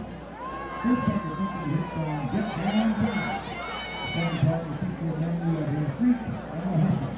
And the third part features a medley of Peace Stone Go and Celebration.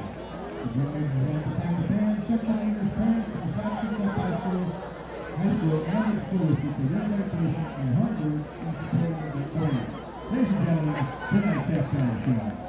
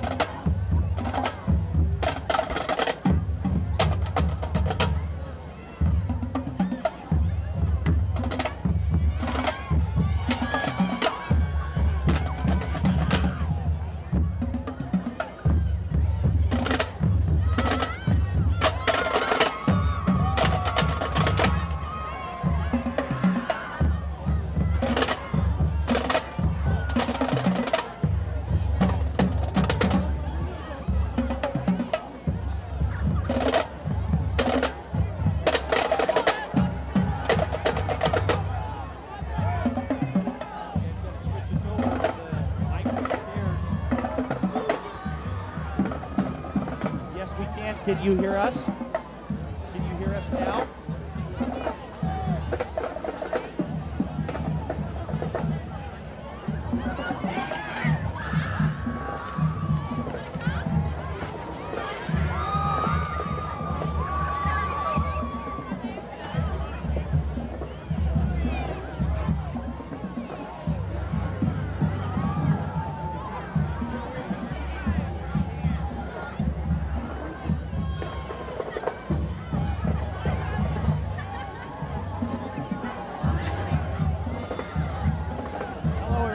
Welcome back to the last part of halftime here at South Kitsap High School.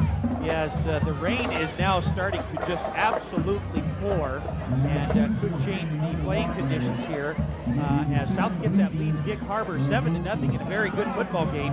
And we have a special guest with us that is going to be up here in the booth with us for the third quarter of play.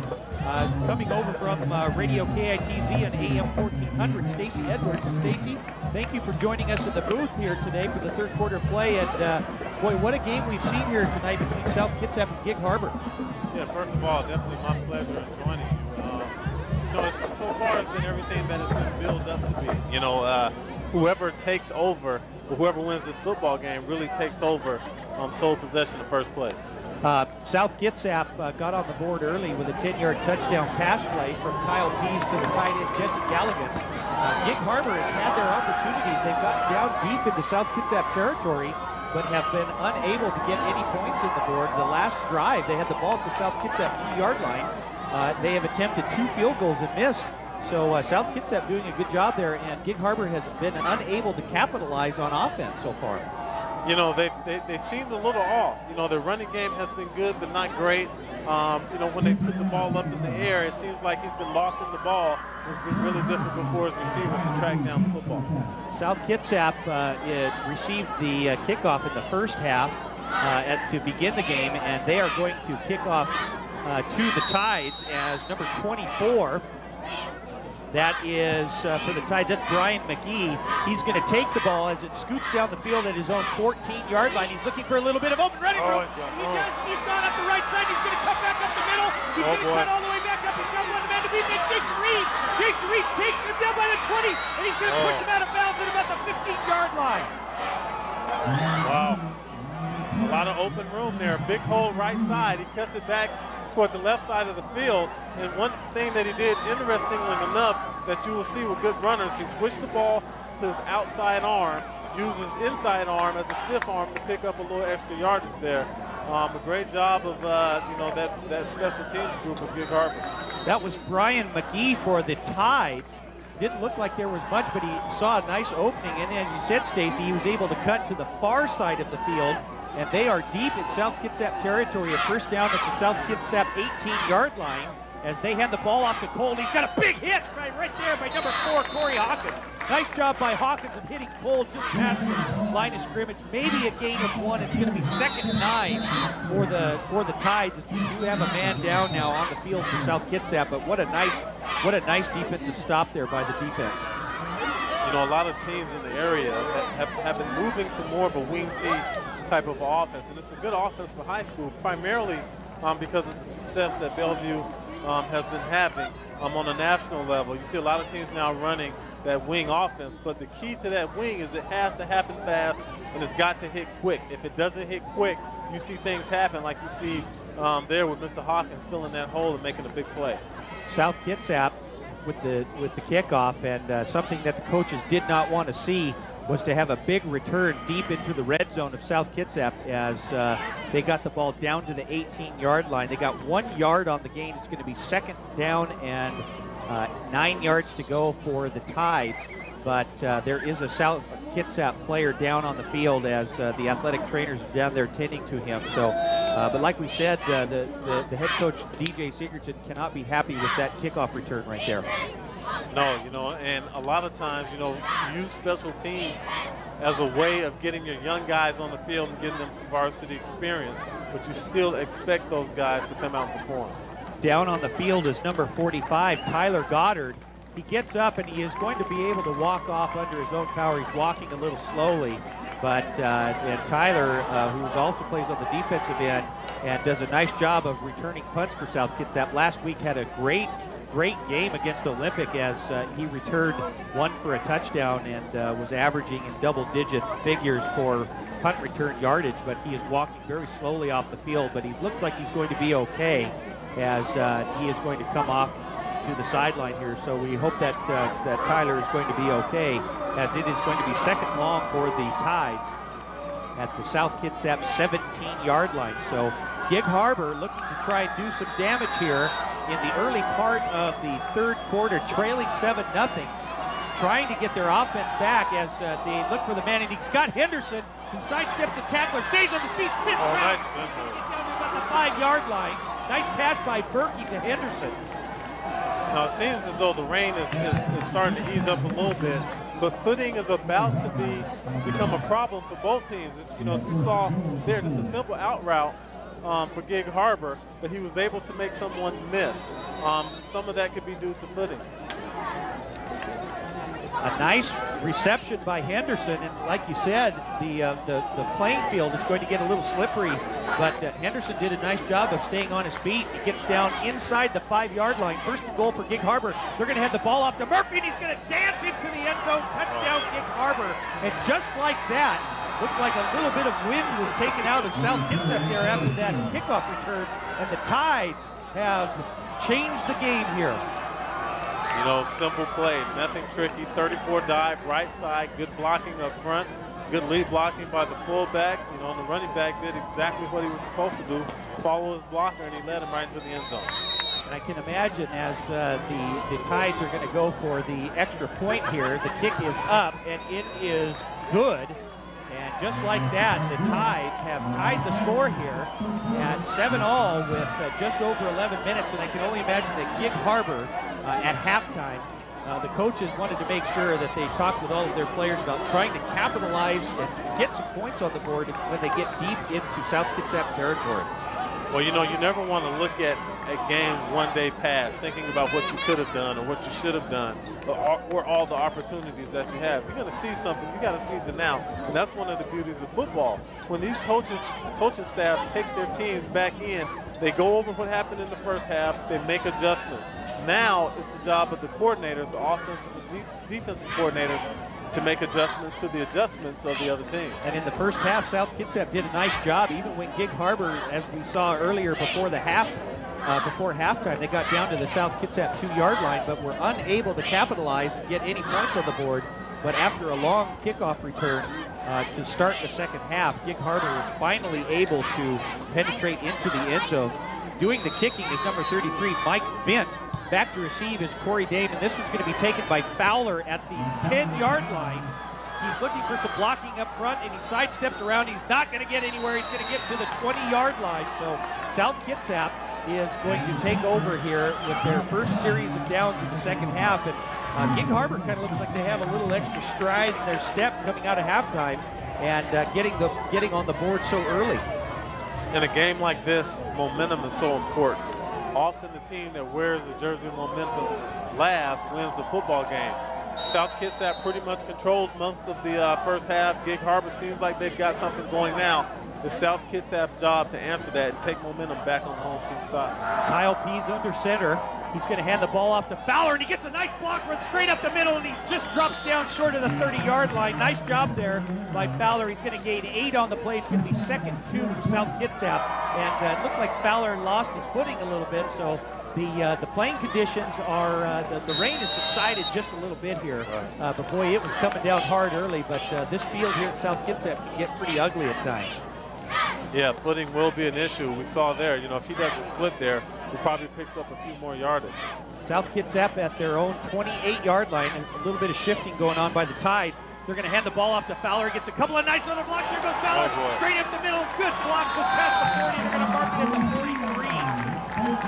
43. Counter and trap has been open all night for South Kitsap, and they're just really taking advantage of it. That 3-4 defense of Gig Harbor just not aggressive enough up front with those front 3 in order to stop it. They keep getting trapped, and we see the big gains by Fowler time after time. And South Kitsap has done a nice job here in response to that touchdown as they have come out pretty fired up here. Monty Enyart split to the far side of the field.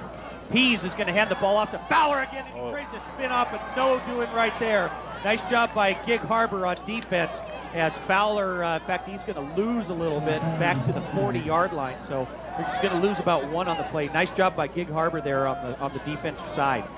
Well, you know, people ask, well, how do you stop a trap? Well, you trap the trapper. And a great job of Gig Harbor that time as the trap block came by. Instead of going for the tailback, he went and stopped the trap block, which clogged up the play and clogged up the hole.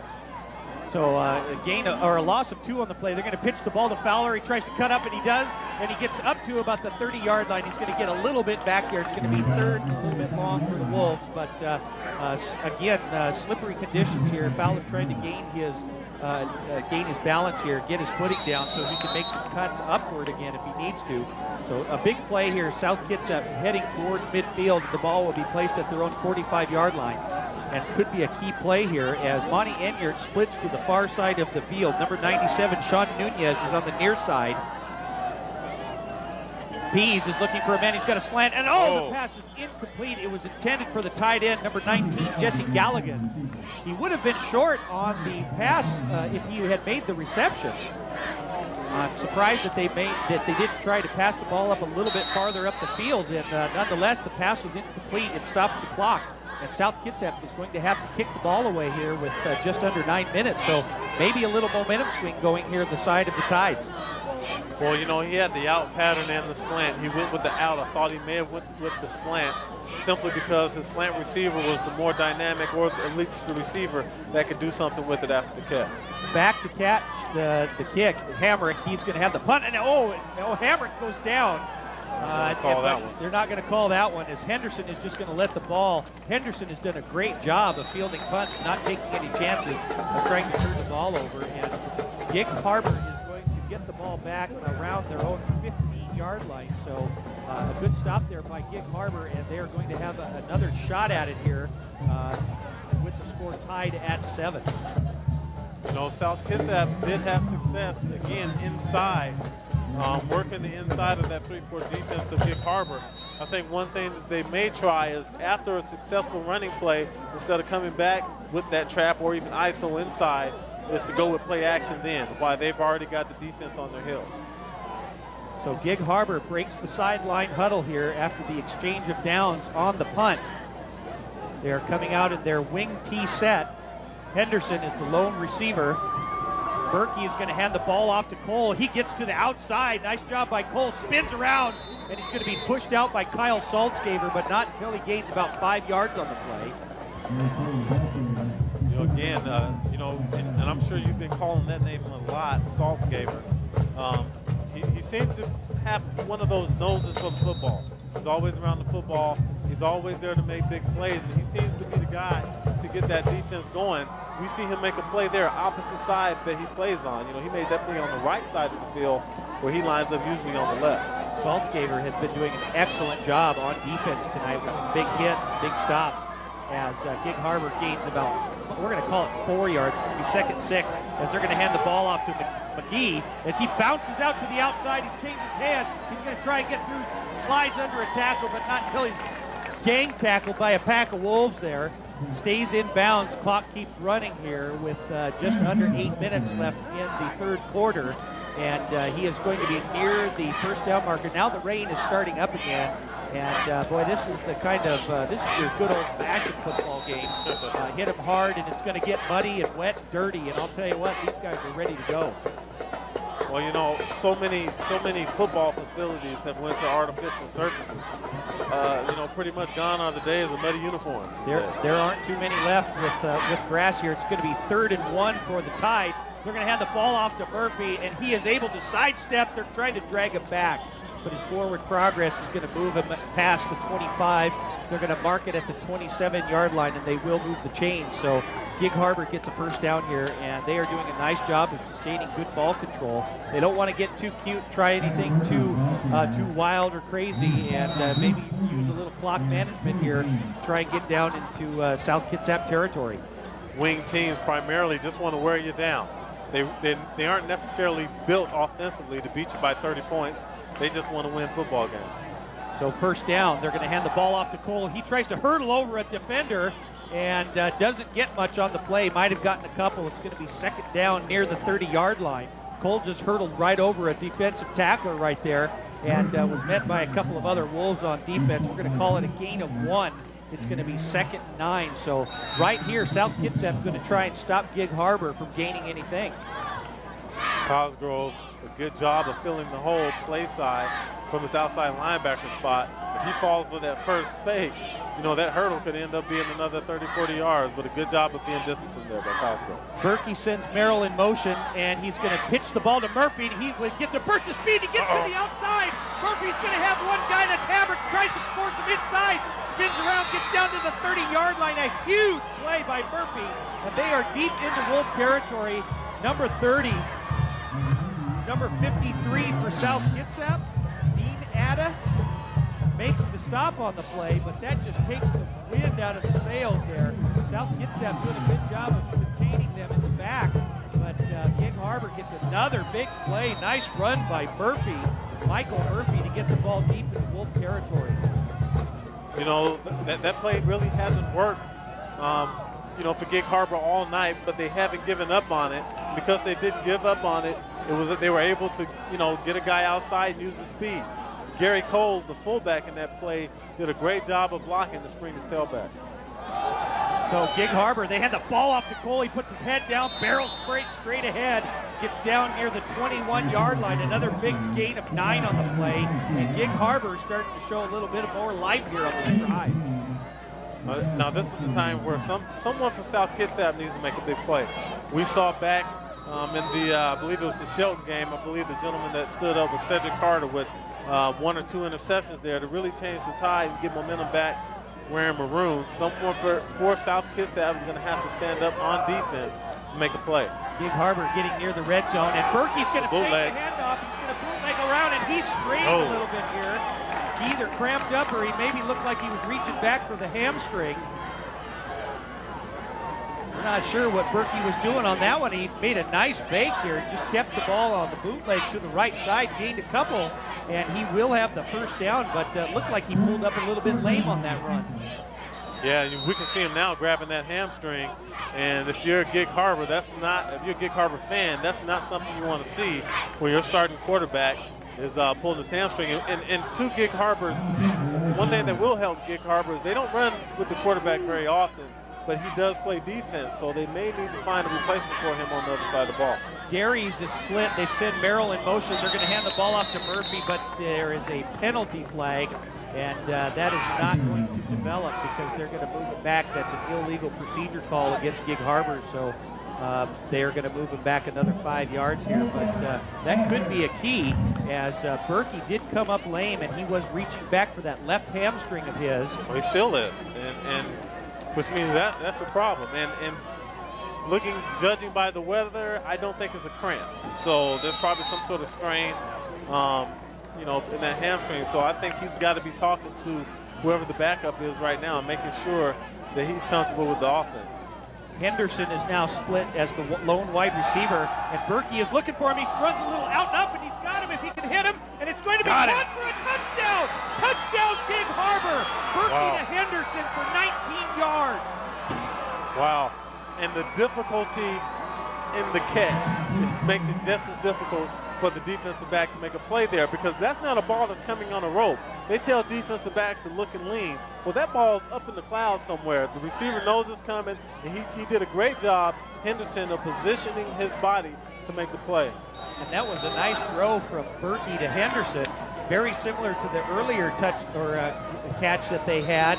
And the kick is up, and it is good. And just like that, 14 quick points, and Gig Harbor leads South Kitsap 14-7. And South Kitsap is going to have to try and regather themselves here and not let either the weather conditions or this momentum swing by Gig Harbor get them down. You can't, you know, I mean, football at every level momentum is going to swing back and forth. They've got this is where you dig down, and this is where character comes in for your football club. They've been down before. They're probably going to be down again before the season is over. But when the team comes out on fire like Gig Harbor has, you just have to answer them. And another key could be, and there was a nice pass play by Troy Berkey, but Berkey came up lane grabbing his left hamstring. We're going to have to see how he is, and if Berkey comes out, they're going to have to put in their reserve quarterback, and that could also be a big momentum swing too, and we'll have to wait and see what happens here as Gig Harbor is going to kick off from their own 40-yard line. Back to receive the kickoff is number 13, Corey Dame, and number 24, Chad Fowler for South Kitsap. So South Kitsap would like to really get some good field position here, as it's going to be taken by Corey Dame. He slips, maintains his balance, and he's looking for an opening up front, and he does, and he tries to, but he's taken down just past the 30-yard line. Nice job by Dame, about a 20-yard return.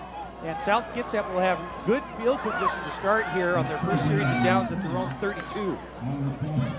You know, even though it's wet, this is a good time for South Kitsap to open up the playbook. We really haven't seen a lot of bootleg. We did see one bootleg early in the first half, and it was a big game by Peace.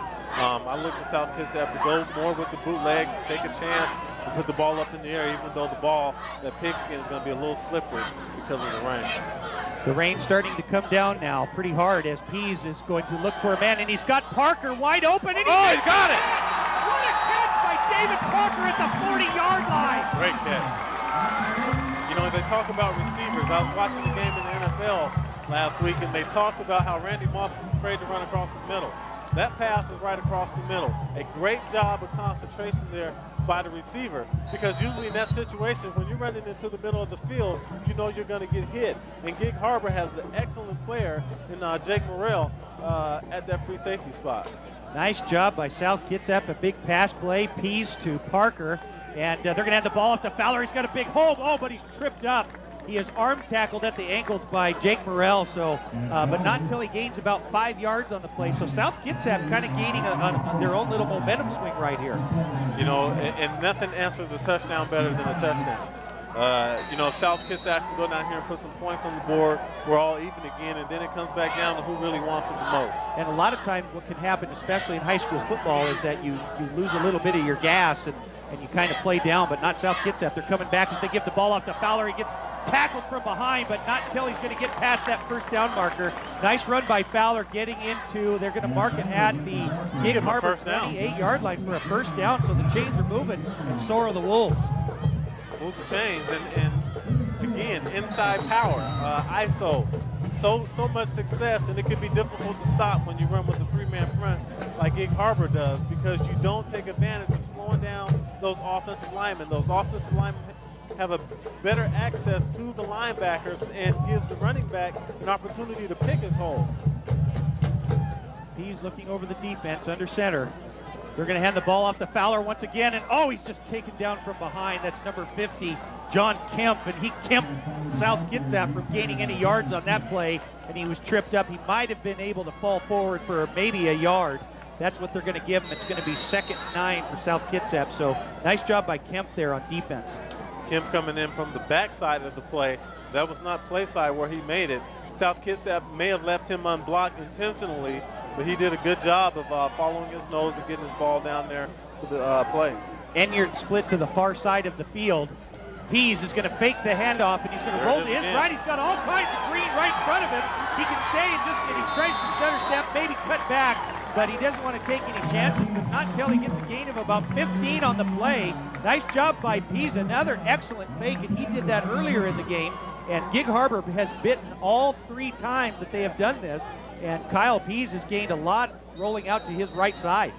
You know, we were just talking about them going back to bootleg. They go back to it, another big gain to put them deep in the red zone. Now South Kitsap also will throw the ball off of that bootleg. So look for them to go back to boot and to get Kyle Pease room to throw the football. We're going to have a stoppage of play here. The ball's going to be at the Gig Harbor 12-yard line. They're wiping the ball off, it looks like. I think they're trying to keep it as dry as possible. The rain's still coming down pretty good here, starting to come down a little bit sideways as well, and it is just going to be a good old-fashioned wet football game out there. Now play is ready to go. Fowler in at tailback. Pease is going to hand the ball off to Fowler. He hits the hole pretty hard. He's got some room. Get out to the right side. He's going to get in for the touchdown. South Kitsap. Great job. You know, we don't often talk about the guys up front unless they do something wrong. And that's really you know, great job of Fowler. Don't want to take anything away from him, but all night long, South Kitsap's offensive linemen have been executing ISO trap and counter to perfection, and that's why Fowler was able to get through there, throw one move, cut outside for the touchdown. Quincy Lyman's out to attempt the extra point. Nice job by South Kitsap responding to 2 quick touchdowns by Gig Harbor here in the 3rd quarter of play.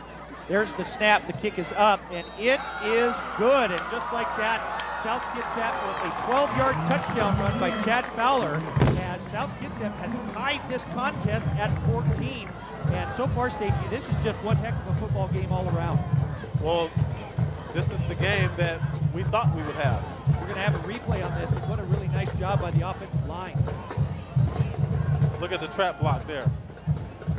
Excellent job, but excellent blocking up front, and Fowler was able to get in with relative ease. So just like that, South Kitsap able to respond to a couple of early touchdowns by Gig Harbor here in the start of the 2nd half, and they have responded with a 12-yard touchdown run by Chad Fowler, and the South Kitsap Wolves are gaining a little momentum of their own, and I guess it's just going to be a matter of who has the most momentum at the end of the game that just might actually win this thing.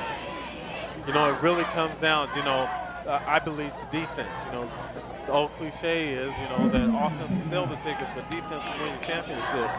It's going to be the defense that stands up and executes tonight that I think will win this football game. Back to receive the kick for the Tides will be Brian Mcgee and Tony Henderson, 2 dangerous speedsters for the Tides.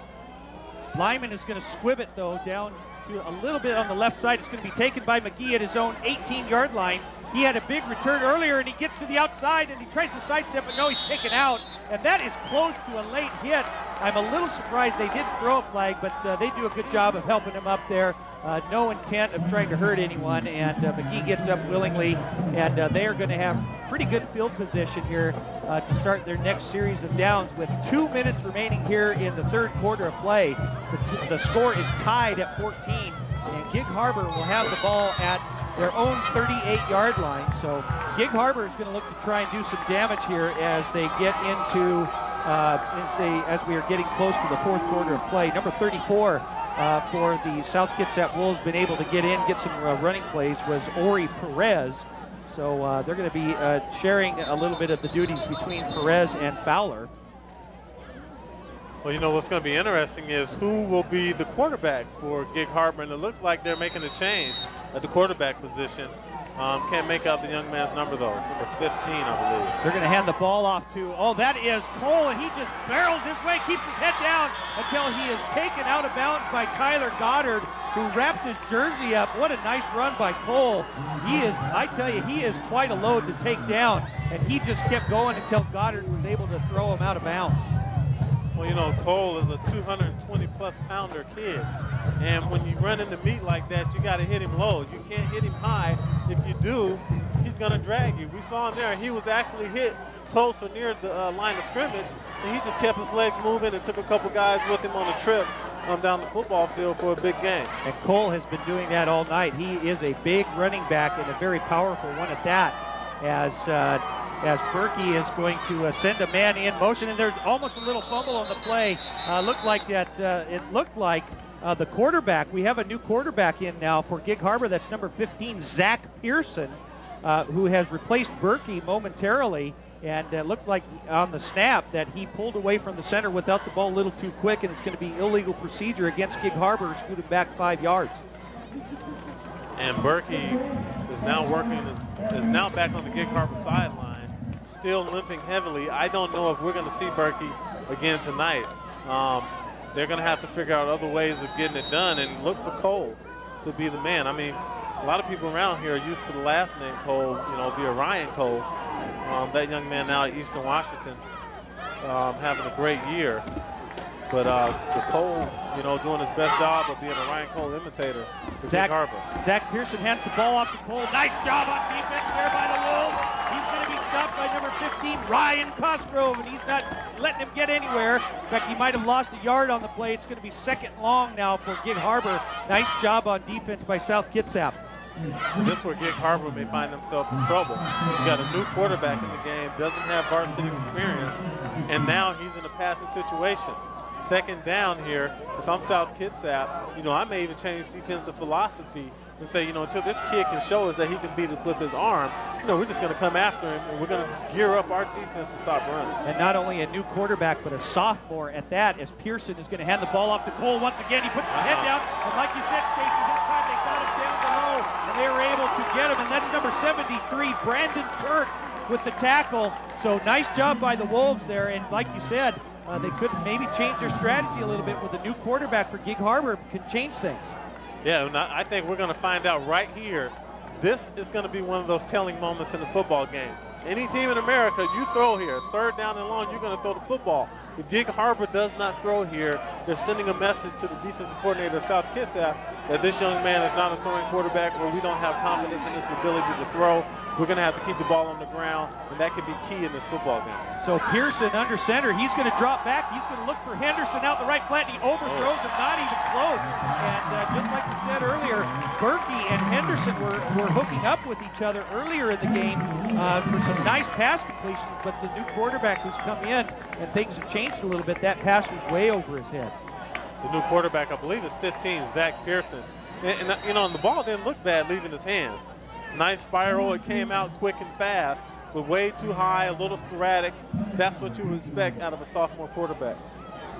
So the pass was incomplete, and it's going to be 4th and long as Gig Harbor is trying to get a quick kick away here. Ooh, a nice little spiral. It's going to be fair caught by Tyler Goddard at the South Kitsap 8-yard line, where South Kitsap will take over. So they are deep in their own territory, but good job by South Kitsap on defense there to stop the Tides. And momentum, I believe, now definitely wearing that maroon, the maroon colors now. Gig Harbor without their leader on offense, and they lose the defensive player as well because, Berkey played on both sides of the football. So South Kitsap can really put Gig Harbor up against the wall just by putting some points on the board. So with just over 16 seconds left here, it's going to be first down for the Wolves. They're going to hand the ball off to Fowler, and he slipped. The slippery conditions, Fowler tried to cut back up to the middle of the field, but he was able to gain about 5 yards on the play around the 13, and he slipped and fell. And that's going to take us to the end of the third quarter play. And we would really like to thank Stacey Edwards for joining us here in the booth. As always, a class act and an excellent commentator. And we hope that maybe you'll be able to join us in the booth again sometime in the near future. Yeah, for sure. I really appreciate it. I always enjoy doing a little TV. And it's nice to dry up here, too. Oh, yeah, isn't it? All righty. Thanks for joining us, Stacey. You bet. All right. All right. So we're going to have a switching of the sides here, as South Kitsap is going to have a second down, as we're going to switch sides on the field here. And South Kitsap is doing an excellent job of responding to some touchdowns. They were ahead 7-0 at halftime. In the third quarter, Gig Harbor got 2 quick touchdowns, and then the South Kitsap Wolves were responded by getting a touchdown of their own. And joining us back in the booth is going to be Coach Rodriguez here in just a little bit. And Coach Rodriguez, I tell you, what a football game we've got going on here tonight. Welcome to the Touchdown Party 05, being led by the Wolves and the Tides here at Joe Knowles Field at Port Arthur.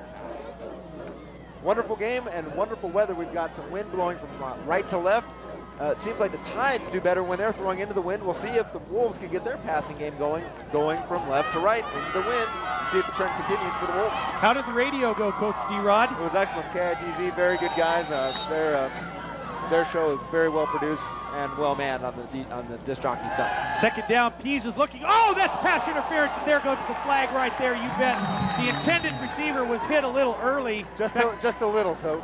That was the tight end, number 19, Jesse Galligan, who was the intended receiver, and he was just smacked from behind before he was able to make the reception. And that is going to be a huge play. That's a 15-yard pass interference play. And instead of having the ball deep at their own 15-yard line, South Kitsap should have it at the 30. Well, the Gig Harbor coaching staff really not happy with that play, I'm sure, giving the Wolves a lot more breathing room. The Wolves started off with no breathing room. Now they escape with 15-yard pass interference penalty.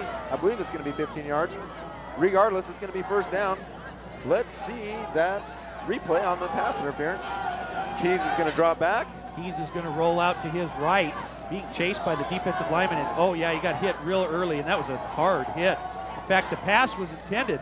That was number 39, DeAndre Jackson, who was the intended receiver. He can do some things with the football. He scored a few touchdowns this year, so South Kitsap's going to have a first down at their own 30-yard line. There goes Fowler straight up the middle, but he's taken down at the ankles, but not until he trips up and gains about 1 on the play. It's going to be 2nd and 9 for South Kitsap. So South Kitsap just wants to sustain some good ball control right here, and now the rain is starting to come down real heavy again. As this weather front is finally moving in. And again, like we had stated earlier, the weather conditions could have an impact on what happens here in tonight's game.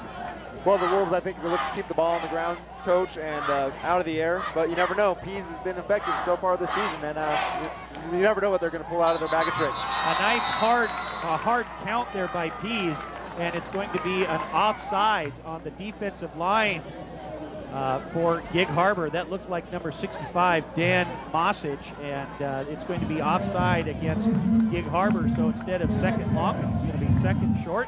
And South Kitsap gaining a little bit of momentum here as the ball is going to be placed at the 36-yard line of South Kitsap as David Parker is split to the far side of the field. Monty Enyart in the near side. They're going to have the ball at the Fowler. He is not going to get anywhere. Nice tackle there.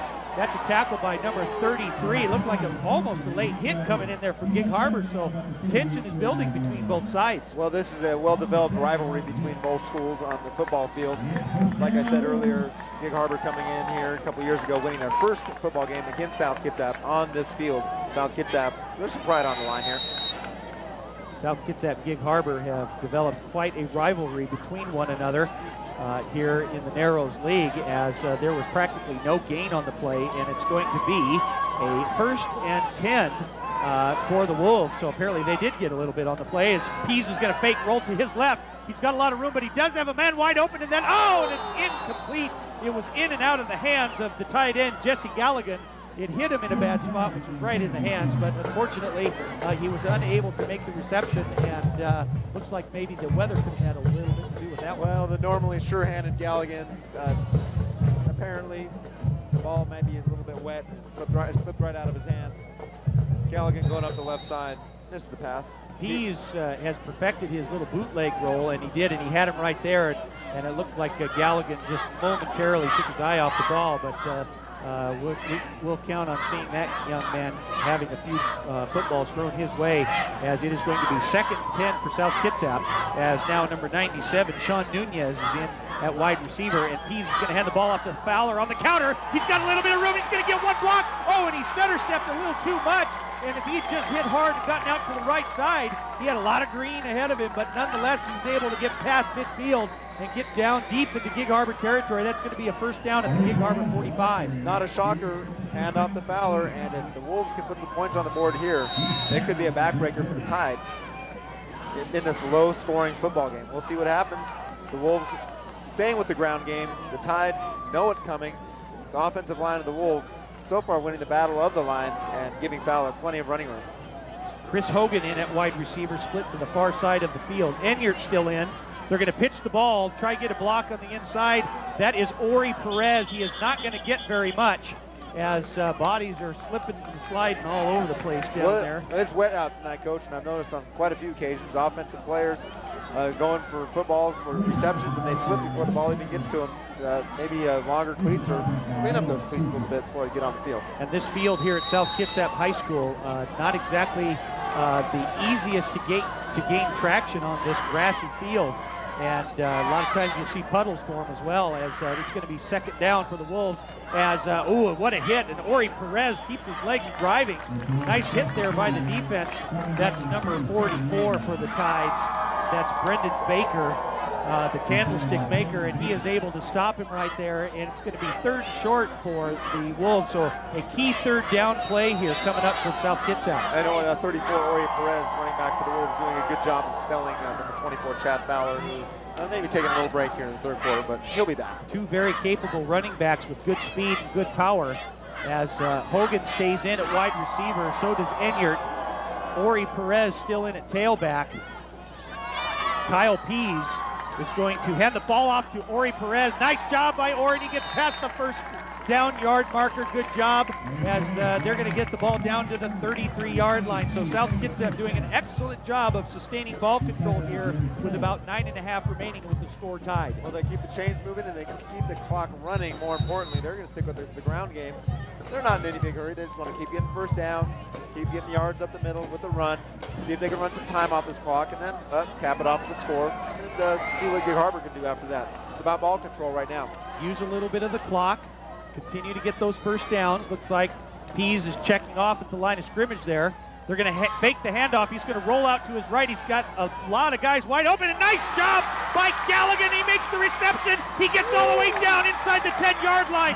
Good job by Pease hitting the tight end. And just like we said, Coach Rodriguez, Galligan was going to be right back in making some receptions. Well, he was, and he did a great job, Coach, of staying inbounds on that play. After a little gymnastics moves there with a somersault.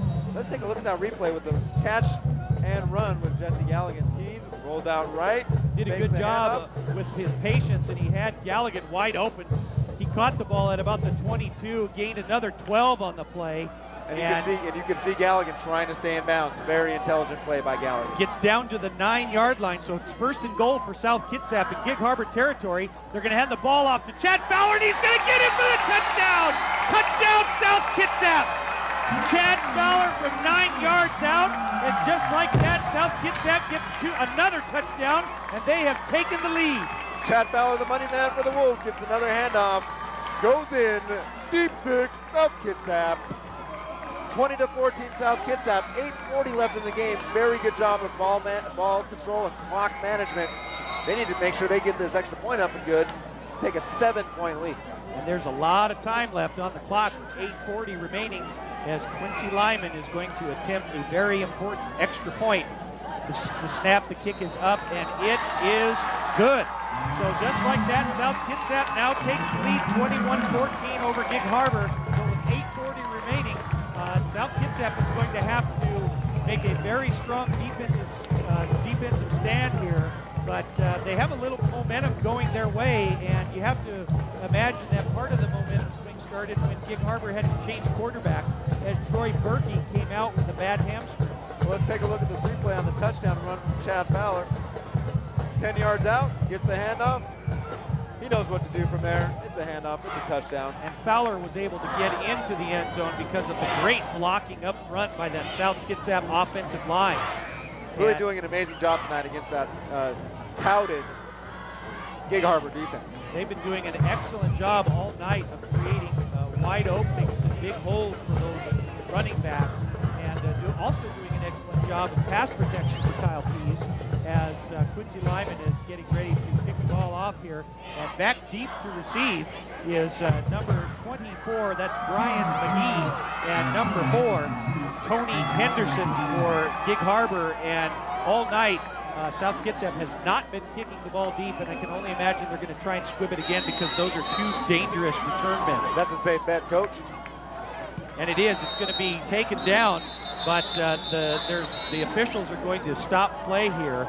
Penalty flag at the 40-yard line, and I think it's going to be an offside against South Kitsap. I think the right side of that flanking special teams unit for the Wolves was a little early. They're going to penalize them, move back, kick it again. An illegal procedure call.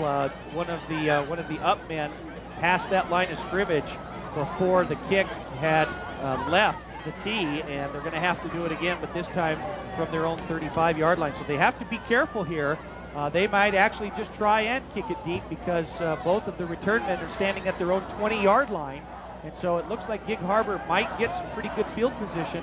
And we know that the very first kickoff return they had of the second half, Mcgee was able to get all the way down deep in South Kitsap territory, but they're going to do it again. They're going to squib it up the middle, hope for a little bobble play, and they do, but they're going to just down it. Nice job by Morrell right there as he is able to recover at about the 34-yard line. But Gig Harbor is going to have excellent field position to start this series of play with just under 8:40 left. I'm going to go out on a limb and say first play, handoff to Cole.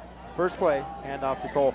One big thing about the South Kitsap offense, instead of moping on the sidelines, they came right back out, remained poised, and looked very confident on that last drive. put it into the end zone to take a 7-point lead. 14 unanswered points for the Wolves now in the second half. Gig Harbor breaks the sideline after the kickoff. Come out in their wing T formation. They've been running this all night. The sophomore still in at quarterback. They try and run the double reverse, and it's not going anywhere as Cole handed the ball off to Morrell, and he was stopped. In fact, he's going to lose about 2 yards on the play. Nice job by South Kitsap. Where are we? South Kitsap. You heard that, don't you? Oh, I hear that. I hear that, eh? Cole actually did himself a disservice and hip checked his own man on the handoff. Actually, give Cole credit for the tackle on that play. South Kitsap is ready there to cover up. 2nd and 12 for Gig Harbor. They're going to hand the ball off to Cole. He sidesteps his way up the middle just a little bit. He's able to gain a little bit back on the play. He gets past the 35. They're going to mark it at the 37.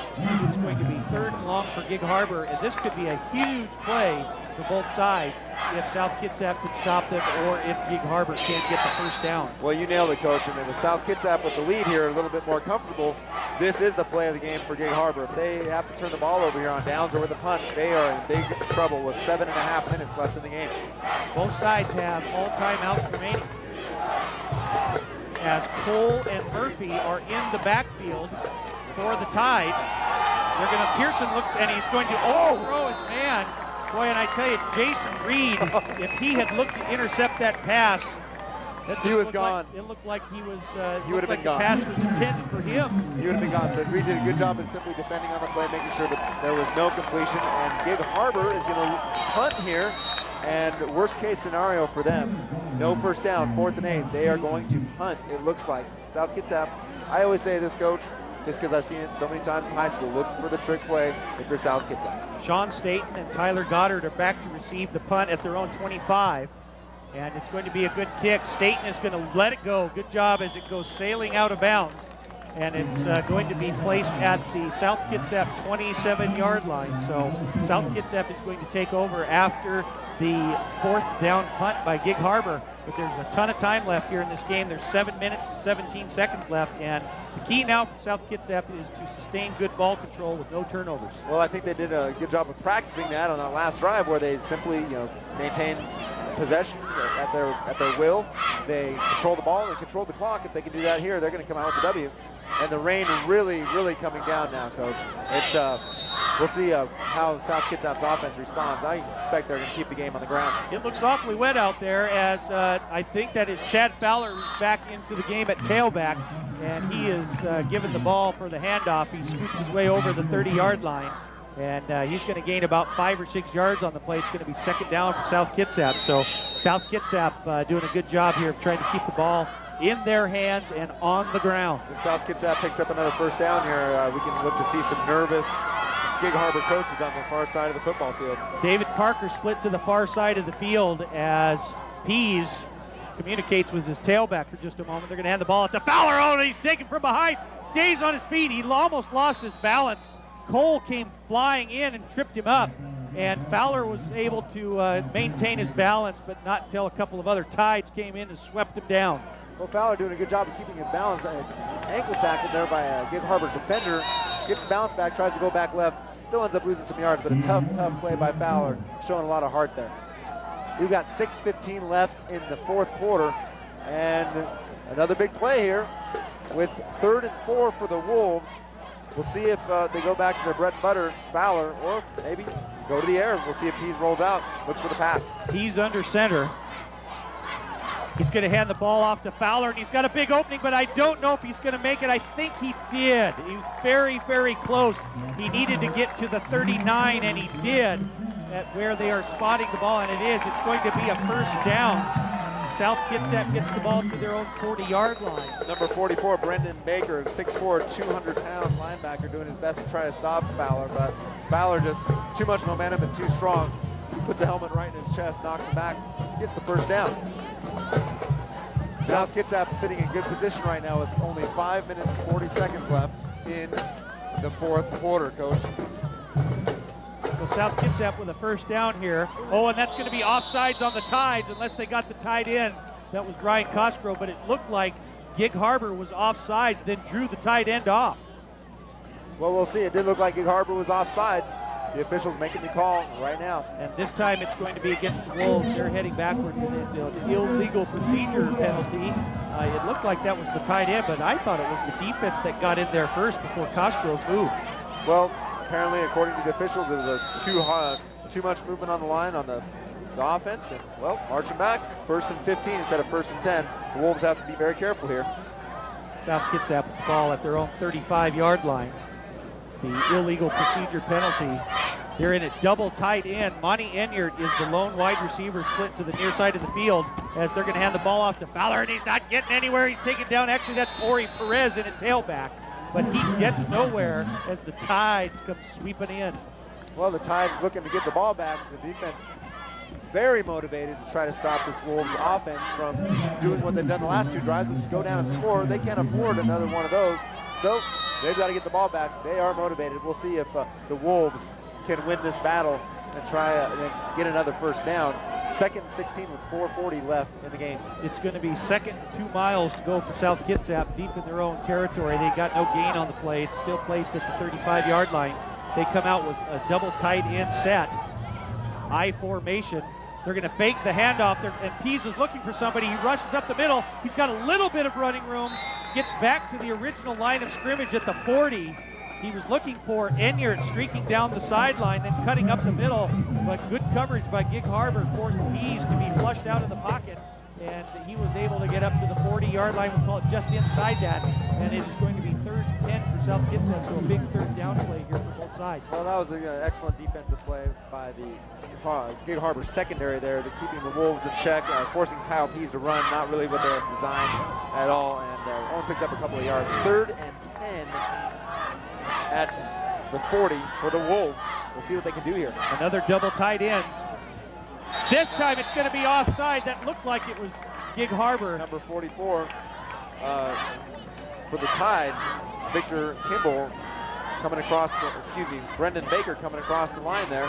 Are they going to nail the Wolves for this one? Oh, I think that they are. It is the illegal procedure call against South Kitsap. I just don't think that's the right call in this situation, Coach. I sure didn't see it, but apparently somebody looked like they were indicating on the left side of the line somewhere for South Kitsap that they were offside, and so instead of 3rd and 10, it would be 3rd and 15.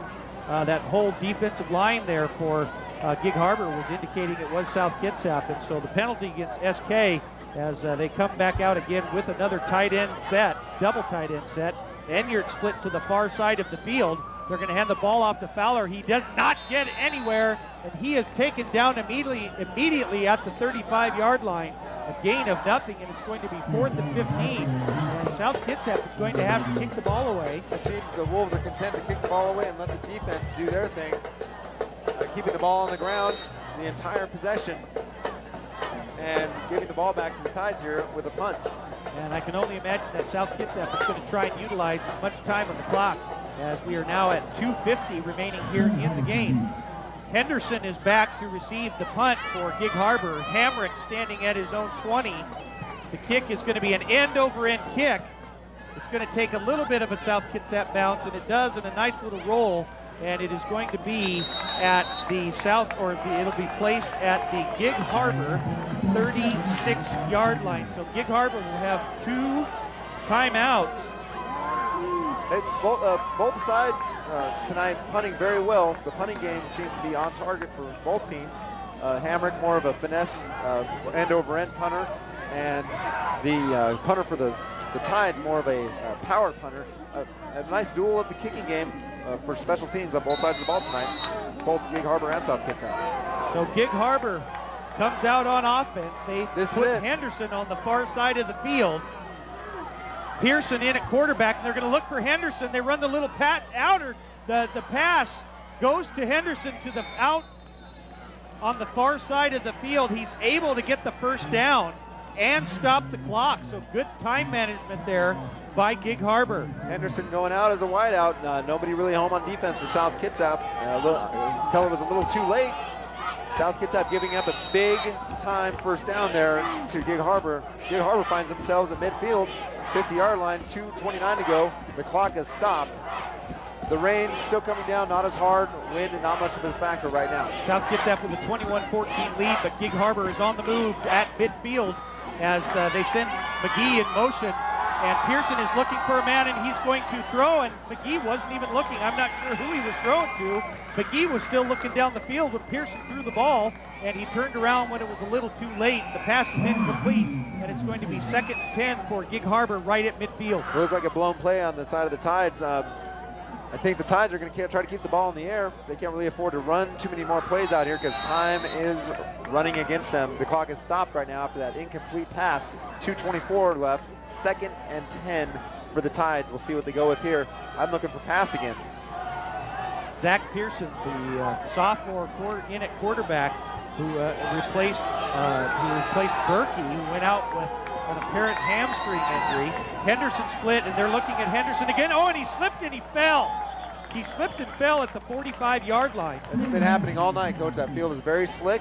These players know it by now. They try to make cuts and they fall. It's happened on both sides of the ball, Wolves and Gig Harbor alike. No player likes that. You turn around to try to catch a pass, you find yourself flat on your face. Tyler Goddard was on the coverage for the Wolves, and Henderson was looking to run about a 5-yard pattern, tried to stop and come back and slipped and fell. And I'll tell you what, if Goddard had maintained his momentum forward, he could have intercepted that ball and ran it back for 6 points, but still a good play there. And it's going to be 3rd and 10 for Gig Harbor at midfield. Pearson looking for Henderson. He throws the ball up. Oh, and he slipped and fell. Oh, and he still caught it. He was on the ground sitting, reached up and made the catch at the 30-yard line. I can't believe what I just saw. What a catch. I've never seen anything like that in any football game I've ever seen in my life, Coach. He fell on another pratfall. He turns to make the catch, falls on his behind, looks up. The other South Kitsap defender falls down. He puts his hands in the air, catches the ball. 1st down. While he was sitting down, Henderson looked like he was sitting at the dinner table. The ball goes up. I can't believe he reaches up. Amazing. Still makes the catch for a 20-yard reception. That was amazing, Coach. Gig Harbor has the ball at the South Kitsap 30-yard line. They go back to Henderson again out at the 30. He's only got one man to take him down. That's Chris Hogan coming over as Reed. Nice job to ride him out of bounds. Actually, that's number 5 for the Wolves. That's an instant replay. Bruce Fernie. That's an instant replay. Same play. Caught him alone solo on the right side flanker. Goes up, gets out of bounds, stops the clock, gets close to a 1st down. It's about 2nd and 1. Pearson doing a good job of hooking up with Henderson as the clock is stopped at 1:52. Gig Harbor is on the move, and they are going to have the ball at the South Kitsap 21-yard line. So Gig Harbor is on the move again. And they are threatening, and the Wolves really have to have a stand-up job on defense here in order to keep the Tides out of the end zone. They're going to hand the ball off to Cole, and he keeps his head down, and he keeps it moving forward. And they're going to stop the clock momentarily as they move the chains forward. It's going to be a 1st down. The ball is going to be at the South Kitsap 15, but once they place that ball down, they're going to start the clock up again here. So, and the Tides getting up to the line very quickly. We'll look for the Tides to start burning some timeouts. Murphy and Cole in the backfield again. They're going to look for Henderson. They have the little out-yard pattern. He tries to make a move out, and he does. There goes Henderson. He's going to get in for the touchdown. Touchdown, Gig Harbor. A missed tackle near the 15-yard line, and Henderson spun around, got out to the left side, and was able to get in for a 15-yard touchdown pass and reception. And now a very, very important extra point for Gig Harbor. Well, Henderson spun, it looked like he spun right out of a tackle into another one. The field, not the only thing slippery on the field tonight. Also Henderson, number 4, slipping out of harm's way there and scampering into the end zone. There's a high snap, but the kick is up, and it is good. And just like that, with 1:36 remaining here in this game, Gig Harbor with a 15-yard touchdown pass from Zach Pearson to Tony Henderson gets into the end zone, and the score is tied at 21. But South Kitsap is going to get the ball back with 1:36 to play, and they have all 3 timeouts remaining. So what a finish we've got here. This is turning out to be one of the better football games we've seen all season. 3 weeks ago, we saw South Kitsap on this very field against Shelton win and come back and win that game. But right now, we've got a 21-21 tie with 1:36 left in the game. South Kitsap has all 3 timeouts. Gig Harbor has all 3 timeouts. Both teams very evenly matched. The running game is established by both teams. Last drive, South Kitsap getting burned 3 times. Outside flanker, isolation, and the last one turned out to be a cash money touchdown for the Gig Harbor Tides, tying this game up at 21. Corey Dame and Chad Fowler are back to receive the kick deep, standing at their own 10-yard line. The kick is going to be fielded. There's nobody behind there. The ball's going to go sailing out of bounds at the, I think it's going to be placed at about, yes, it's a penalty. That's going to be a penalty. The ball went out of bounds, and instead of being possibly down at the 10-yard line, South Kitsap is going to get the ball back, I believe, at their own 40-yard line. And I don't think the coaches from the Gig Harbor Tide side of things exactly ordered that one out. That could be a costly mistake here. All the Wolves need is a field goal. They need to get up to about the 15 or 20-yard line to get in the field goal range. So South Kitsap, actually they're going to have the ball at their own 35-yard line. Barney comes out there at center, Andrew Thatcher. And so on the kickoff, the ball went out of bounds. It was not touched by anybody. And in high school football, on the kickoff, if the ball goes out of bounds, the receiving team gets to have the ball placed at the 35-yard line. So South Kitsap with good field position, and all their timeouts, they're going to hand the ball off to Chad Fowler. He bounces off to the outside. Nice job, but dragged down from behind. But not until he's able to get a big gain on the play, and just past the 45-yard line, taken down by Ty Barnes. Nice job by Fowler, though, to get the first down. South Kitsap's going to have a first down at their own 45-yard line and 3 timeouts left. They moved the first down markers, stops the clock momentarily. The clock starts again from minute 30. We've got a minute 20 left. South Kitsap with 3 wide receivers, 2 split to the far side. Pease looking to his left. He stutter steps. He's got a man open and he hits him. That's David Parker. He's going to get down to the 40-yard line. Nice job by Parker. They're going to stop the clock here. Good throw by Pease and nice catch by Parker. Well, they're up to about the 38-yard line. All they need is about another 20 yards. They're within field goal range. And we'll see if they can kick one through to take a lead.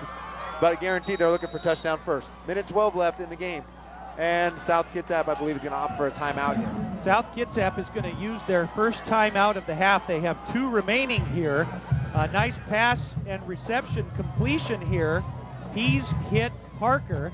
And South Kitsap will have a first down at the Gig Harbor 40-yard line as they are driving. Like we said, Coach Rodriguez, there's 1:12 remaining. The score is tied at 21. South Kitsap has 2 timeouts left, but all they really have to do is get within the red zone, if anything, to try and get nothing less than a field goal. Well, that's all they need, and right now they're utilizing all their proven weapons. Parker, Pease, Galligan, especially in the first half, and the offensive line is still doing a very good job of controlling the line of scrimmage and pushing around the Gig Harbor Tides around a little bit. And right now, the Wolves are looking and threatening to get into the red zone, possibly the end zone, or maybe just through the uprights. We'll see what happens. Bonnie Enyart and Jason Reed are split to the near side of the field. Fowler is at tailback. Enyart on the far side. They're going to hand the ball off to Fowler. He gets off right tackle. Oh, but he slips and he falls right at the line of scrimmage. In fact, he might have lost a yard on the play, and it's going to be second down for South Kitsap. So Fowler lost his footing. It's very slippery out there. The rain's still coming down. As South Kitsap is going to have a hurry-up offense coming up here, breaking the huddle. Clock ticking with 50 seconds left. Parker and Reed now split to the far side of the field. A little confusion on offense there for South.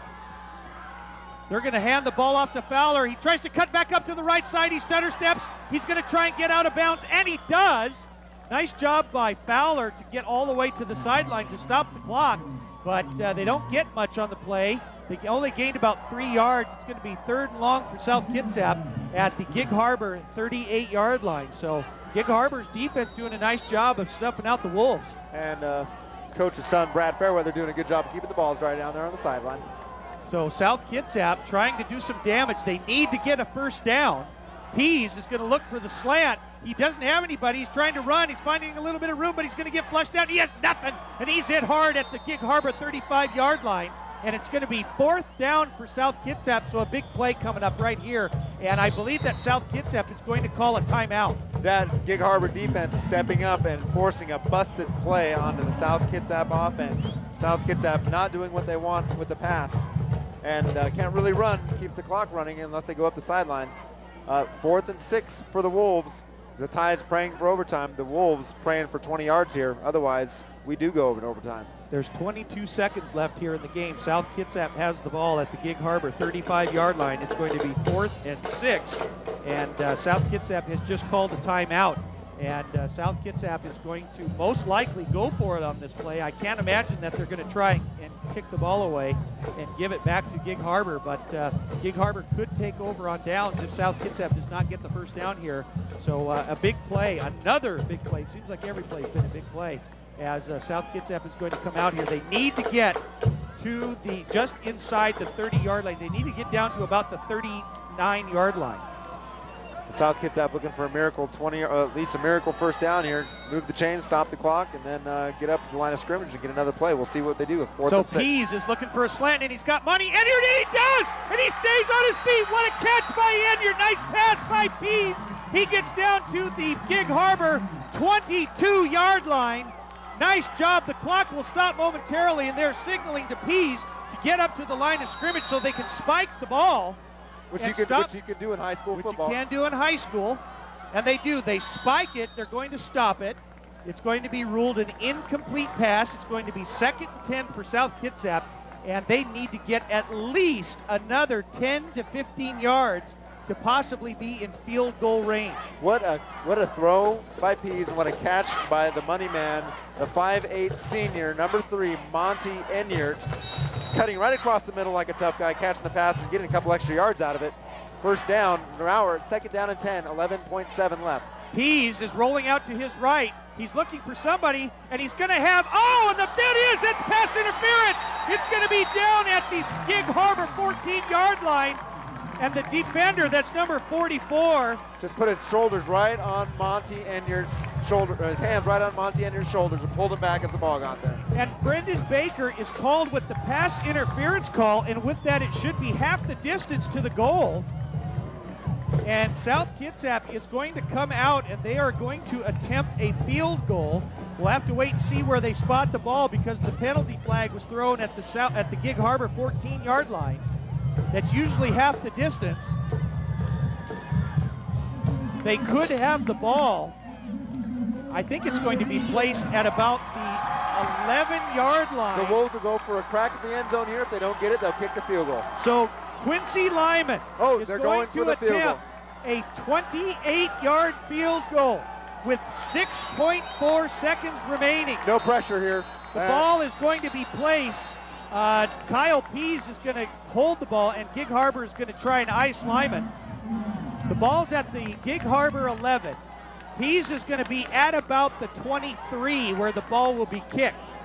So Gig Harbor is going to try and ice it here, and if South Kitsap gets this field goal, they will win the game.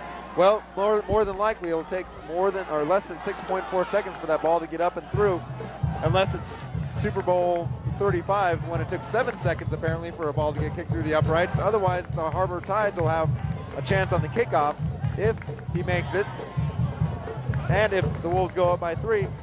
They're trying to ice Lyman. I don't know if they can do that. Lyman's a tough guy. I think he's looking just to put the ball through the uprights, go home with the W. So they break the huddle. Both teams come out from the timeout. The ball is going to be at the 23-yard line. Quincy Lyman for South Kitsap is going to attempt a 27-yard field goal with just over 6 seconds remaining. There's the snap. The kick is up, and it is no good. It is wide left as time is running out, but that is okay because the score is still tied, and they will go to overtime. So the ball is just wide left for the possible game-winning field goal, but still, South Kitsap is going to have a lot of momentum going into overtime. And what a great game we are seeing here tonight, an overtime game between two fierce rivals. And the South Kitsap coaching staff wanting to get all the players together on the sideline. The players seem a little sluggish, a little apathetic about that missed field goal. They snapped them right back into shape right now. I can't see the Wolves being too lethargic here on this next possession, whether they get it or they don't. apparently that field goal did take 6.4 seconds. Okay. It was a nice snap, but just a little bit wide to the left. And so it's been a very difficult night for both kickers on both sides. Gig Harbor missed a couple of field goals, which could have easily been the game right there as well. So Lyman just a little wide to the left, but nonetheless, he is still a very good kicker and has done an excellent job all year for South Kitsap. So both sides are going to take it right into the overtime period and try and do some damage there and win this game. Surprising to me that Lyman missed that field goal. Normally he's money, especially from that short range. I thought we'd be walking out here with the W right now. That's okay. I think the Wolves will get a chance to get the ball back and get their W on the board here against these Tides, who obviously were more than ready for the Wolves here at home. But I also think that the playing field conditions are a little bit not in favor of both sides as well, because very difficult to get and place your footing when you're trying to do even the kicking, which may have contributed to the field goal kick that went a little wide left. So, but nonetheless, South Kitsap and Gig Harbor tied at 21 are going to go into overtime. And as we stated at the beginning of this game, this is a huge game for both squads because South Kitsap leads the Bridge Division of the Narrows League with a record of 4-0. Gig Harbor is actually in third place with a 3-1 record, even though they are tied with Shelton. And so both sides looking to get a victory here tonight. South Kitsap looking to see, they're going to bring out their captains. I don't know if they're going to bring out that entire squadron of seniors again to talk about who's going to win the toss or not. Looks like they're just going to bring Saltzgaber and Enyard out. And I think Coach Sigurdsson's summoning all the seniors to come out again. They're getting the seniors to come out. What a great football game here tonight. I'm a little speechless right now. It's what a fitting way to continue this game through overtime. A very good game. Both sides doing an excellent job, making everything exciting, and just a really good rival game going on here as all of the seniors are going to come out for the South Kitsap Wolves here for the coin toss here in overtime. Now both sides will get a shot to get into the end zone or to score some points. Like similar to college, is that right, Coach? Very similar to college. If one team scores, another team will get a shot as well, and you can either get a touchdown or a field goal depending on what happens. Yeah, I believe that whoever wins the toss can elect to be on defense or offense first, and the offensive unit will first, and they're going to be playing down here at this near side of the field right below us here up in the booth, and they will have the ball at the 25 at their own 25-yard line. And they will have a shot to get into the end zone. And if they are stopped or score points from whichever way, the other side gets a shot at it. And if they are able to score points, you just keep going until one team has more points than another. That's usually how you get a win. That I did not know about the overtime for high school football. Very similar to college. Not quite sure about that. But we'll see. And I think you're right, Coach. Obviously, you read the instruction manual to high school football before we came in, and I left it under the car seat. Well, I was trying to memorize it before I got up here, and I've seen your car seat, and have you cleaned that up yet? Well, there will be a quiz after the game about the rules of high school football, and so far you've got them down. That's good. Now we know what's going on. I think they'll use the same side of the field. Is that right for both squads? Yes, they will. It'll be interesting to see which way we go, right to left or left to right. And the Wolves win the toss. They seem pretty excited about that. I'm not sure exactly how it's going to turn out here. Well, it looks as if South Kitsap is going to have first possession. They are going to have the ball at the 25-yard line. 4 downs. 4 downs to get into the end zone. And if not, then Gig Harbor will take over possession. And if that's not what happens, then maybe we didn't really memorize the rule book as well as we'd hoped. Well, Gig Harbor feeling very fortunate to be in this game right now. It is overtime. They should, with the field goal as close as it was, they should be heading in the locker room with a loss right now. Well, I tell you, actually, South Kitsap is electing to be on defense first. Gig Harbor is going to come out first, and we'll have the ball at the 25. You're right. They're going to have 4 chances to get into the end zone. But they still can't get first downs. They still can't get a first down. So here we go, Gig Harbor. They're looking for Henderson. And he looked like he was down. He tries to spin around a little bit, gets inside the 20, and he is going to be down at the 18. So a gain of about 7 yards on the play. Bring it It's down. going to be second down for Gig Harbor in this first overtime period. Bringing down Henderson is quite a job, and one of the South Kitsap defenders actually had to jump onto his back to haul him down. Henderson getting open on that wide left and wide right flanker position, wide open. He's getting big yards out of that. The rain is starting to come down harder right now. There is no time on the clock. It's just an overtime. They're going to hand the ball off to Murphy. He sidesteps around a few tacklers. He will get the first down. The ball is going to be placed at the 13-yard line, and it will be a first down for Gig Harbor. So they are on the move here in this overtime period. How many overtimes do you think tonight, Coach? I see only one overtime, I think. If it's in the rain and this beautiful weather like this, I'd like to see about 3 or 4. That'd be nice, huh? Give these fans their money's worth. Henderson splits to the far side of the field. Cole and Murphy are still in there. The quarterback is looking for Henderson, and he's going to. The catch, it is made. Touchdown, Gig Harbor. The pass was completed from Zach Pearson to Tony Henderson on the left side of the end zone. What a catch by Henderson. Touchdown for Gig Harbor. That's been working for them all night, Coach. That's the third time they've gone there, dialed it up. It's in. Gig Harbor will attempt the extra point here. Very, very important extra point. A very important extra point. Doing the kicking is Mike Vint. There's the snap. The kick is up, and it is good. And just like that, Gig Harbor gets on the board. Now South Kitsap's offensive unit will come out, and they will have the ball at the 25-yard line. We're going to see the replay here. It was a really nice throw by Pearson, but an even better catch by Henderson. The coverage was actually pretty good, and Henderson was able to break away at the last minute. And we were shielded a little bit here by the players. We weren't sure if that was a completed pass, but it was for a touchdown. Nice pass play by the Tides, going with what they know. They've got about 3 or 4 plays that they know they can go to every time on the Wolves, and boy, they've dialed them up tonight. So South Kitsap will now have a shot at it on offense as players are running in and out here. Gig Harbor in a prevent defense. 1st and 10 for South Kitsap at the 25 in this overtime period. They're going to hand the ball off to Fowler. He's going to get in. He's getting towards the sideline. He gets down to the 10-yard line. A gain of 15 yards down to the Gig Harbor 10. Just on the inside of the 10-yard line. What a run by Fowler. Huge play. He gets into the 10-yard line with a 15-yard run. Shocks the Harbor defense, who seemingly had the momentum going for them, but now they find themselves backed up. And South Kitsap doing their best to get in the end zone and tie the game with a touchdown and an extra point. South Kitsap actually cut a break right there because it's just short of the 10. They could still get a first down just short of the goal line.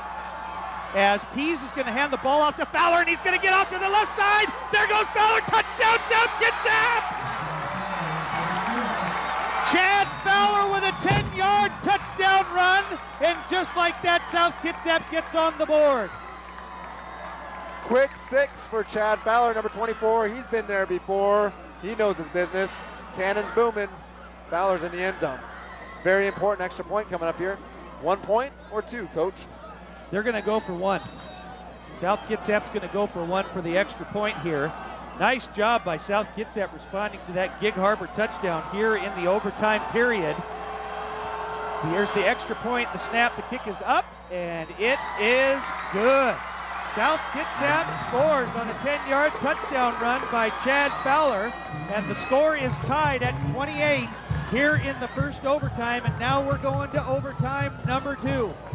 We've got a replay on the TD here. We'll see Fowler punching his way through the Gig Harbor line. What right a into the good end job zone. by the offensive line right there, sealing off the inside, and Fowler is able to cut right back up. Nice job there by the offensive line for South Kitsap. Number 4 for the Wolves with a great block on the left side. That's Corey Hawkins, the junior for the Wolves, doing a great job of sealing a block on the left side there, enabling Fowler to get into the end zone. So a really good football game here as we are going to go into overtime period number 2. Well, I told you, Kitsap. Coach, I thought it was going to be more than 1 overtime, and 3 or 4. You never know. Well, let's just hope for 2. That's what I figured Let's as well. just hope for 2. Let's just hope for 2. I've never seen an overtime football game here at Joe Nolan Stadium, so this is the first for me. An exciting football game. What a finish. The crowd going nuts after that last touchdown. The Tide seemingly having the advantage after they scored their TD, their crowd, their players going crazy. Wolves turned to tie it up, and now it is 28-28. No time on the clock. Strictly, we're in overtime zone.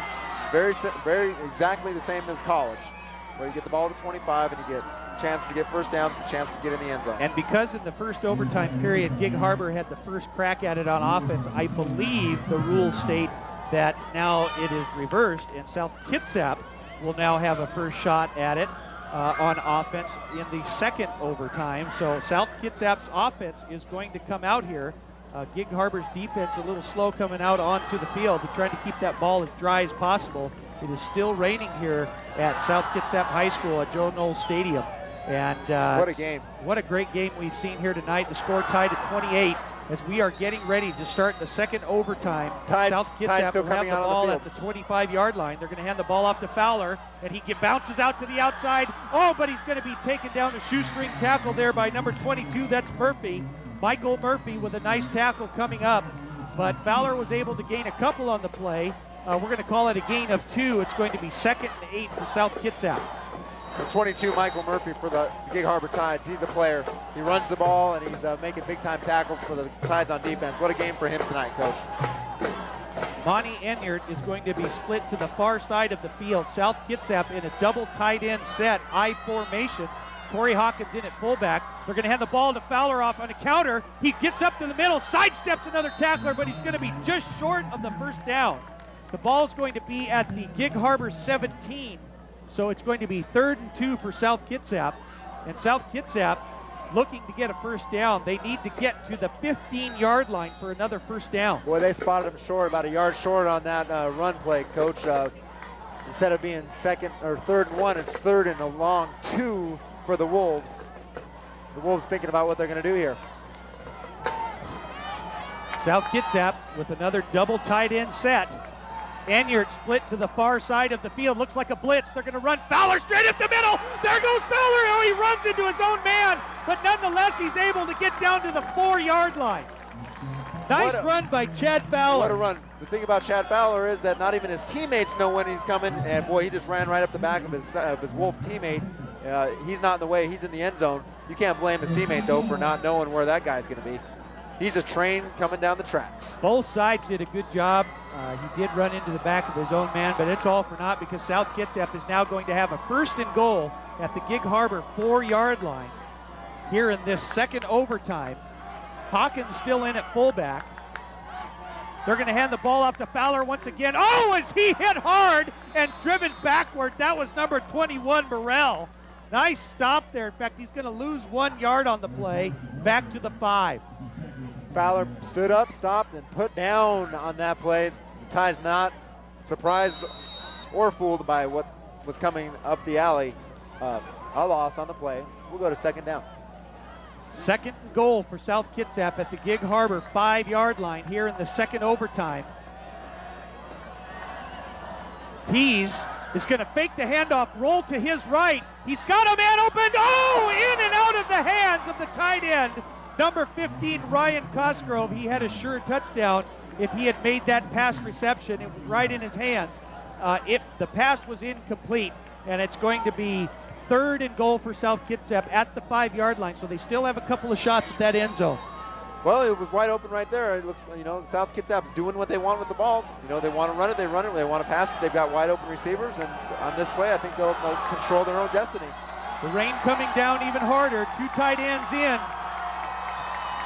They're going to hand the ball off to Fowler, but he's shoestring tackled, and he's going to lose another yard on the play. He lost back to the 6-yard line. It's going to be 4th and goal for South Kitsap, and it looks like they are going to bring in the field goal unit.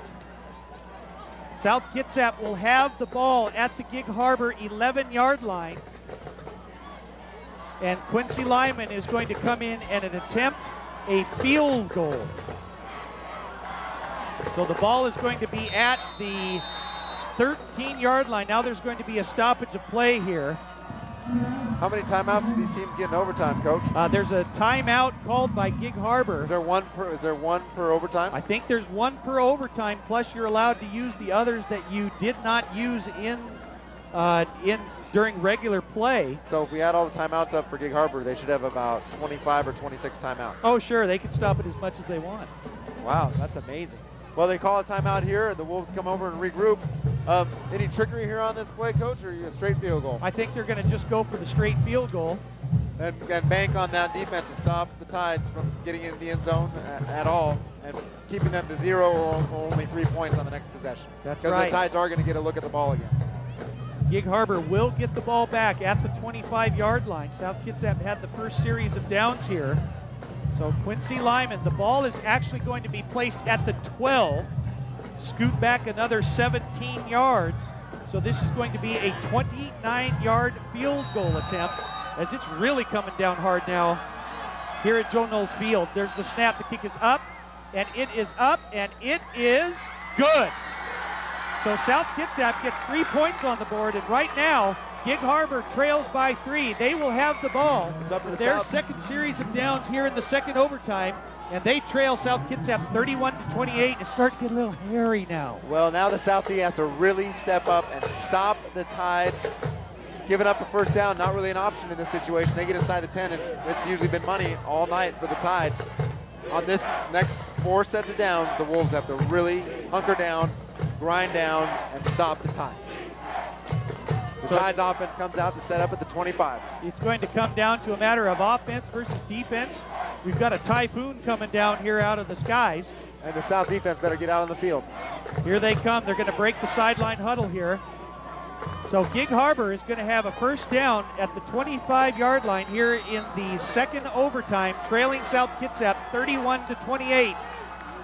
Pearson, the sophomore, is going to look for Henderson. He gets him. He spins around to the outside, but he's not going to get very much, and he's going to be taken out of bounds. Clock management, and then a flag comes flying in. And that could be against South Kitsap, a personal foul. We'll have to wait and see what that was. That would be detrimental, and it is. It is a personal foul penalty against South Kitsap. So instead of the ball, I didn't see it, Coach. I didn't see it either. I saw it being overridden, but once the ball got out of bounds, I just didn't see any kind of. It's going to be 1st and 10. It's going to be 1st and goal at the 10. If it's a 15-yard personal foul penalty, and then that'll be the last. It should probably the last 4 downs of the game. Well, the ball is at the 23-yard line, and with the personal foul penalty, it's going to be placed at the South Kitsap 8-yard line. Henderson had the ball and was being driven out of bounds. Well, let's see what happens here on the replay. Well, we got to go back to live action. Back to live play, so it's going to be we're going to place it at the 12, half the distance. And so they hand the ball off to Cole. He barrels his head down, but he's not going to get too much. He gets straight up the middle. Maybe a gain of about 4 yards on the play.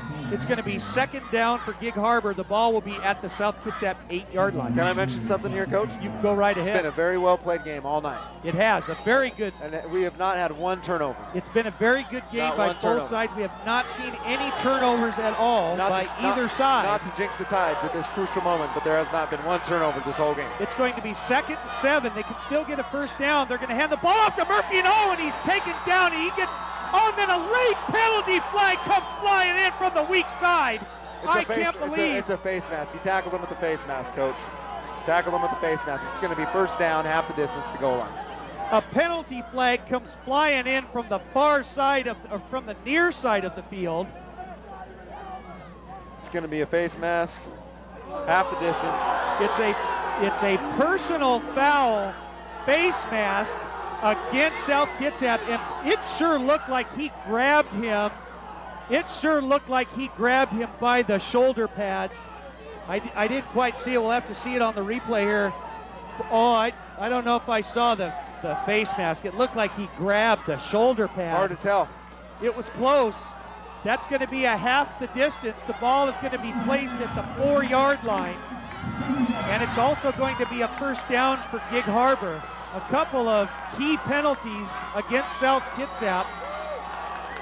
We still didn't see the replay on the penalty on the far sideline, which I don't think was legit. They're going to hand the ball off to Murphy, and the Murphy is going to get in for the touchdown, and that is going to be the game. Gig Harbor scores on a 4-yard touchdown run by Michael Murphy, and Gig Harbor will walk out of here with a victory. Is going to walk out of here with a 34-31 double overtime victory over South Kitsap. What an incredible football game we have seen here tonight from both sides. A great game, overtime, the only fitting way to end this game, and Gig Harbor does end it with a touchdown run on the ground. Very a microcosm of the entire game, the ground game being the definition, both sides of the ball tonight.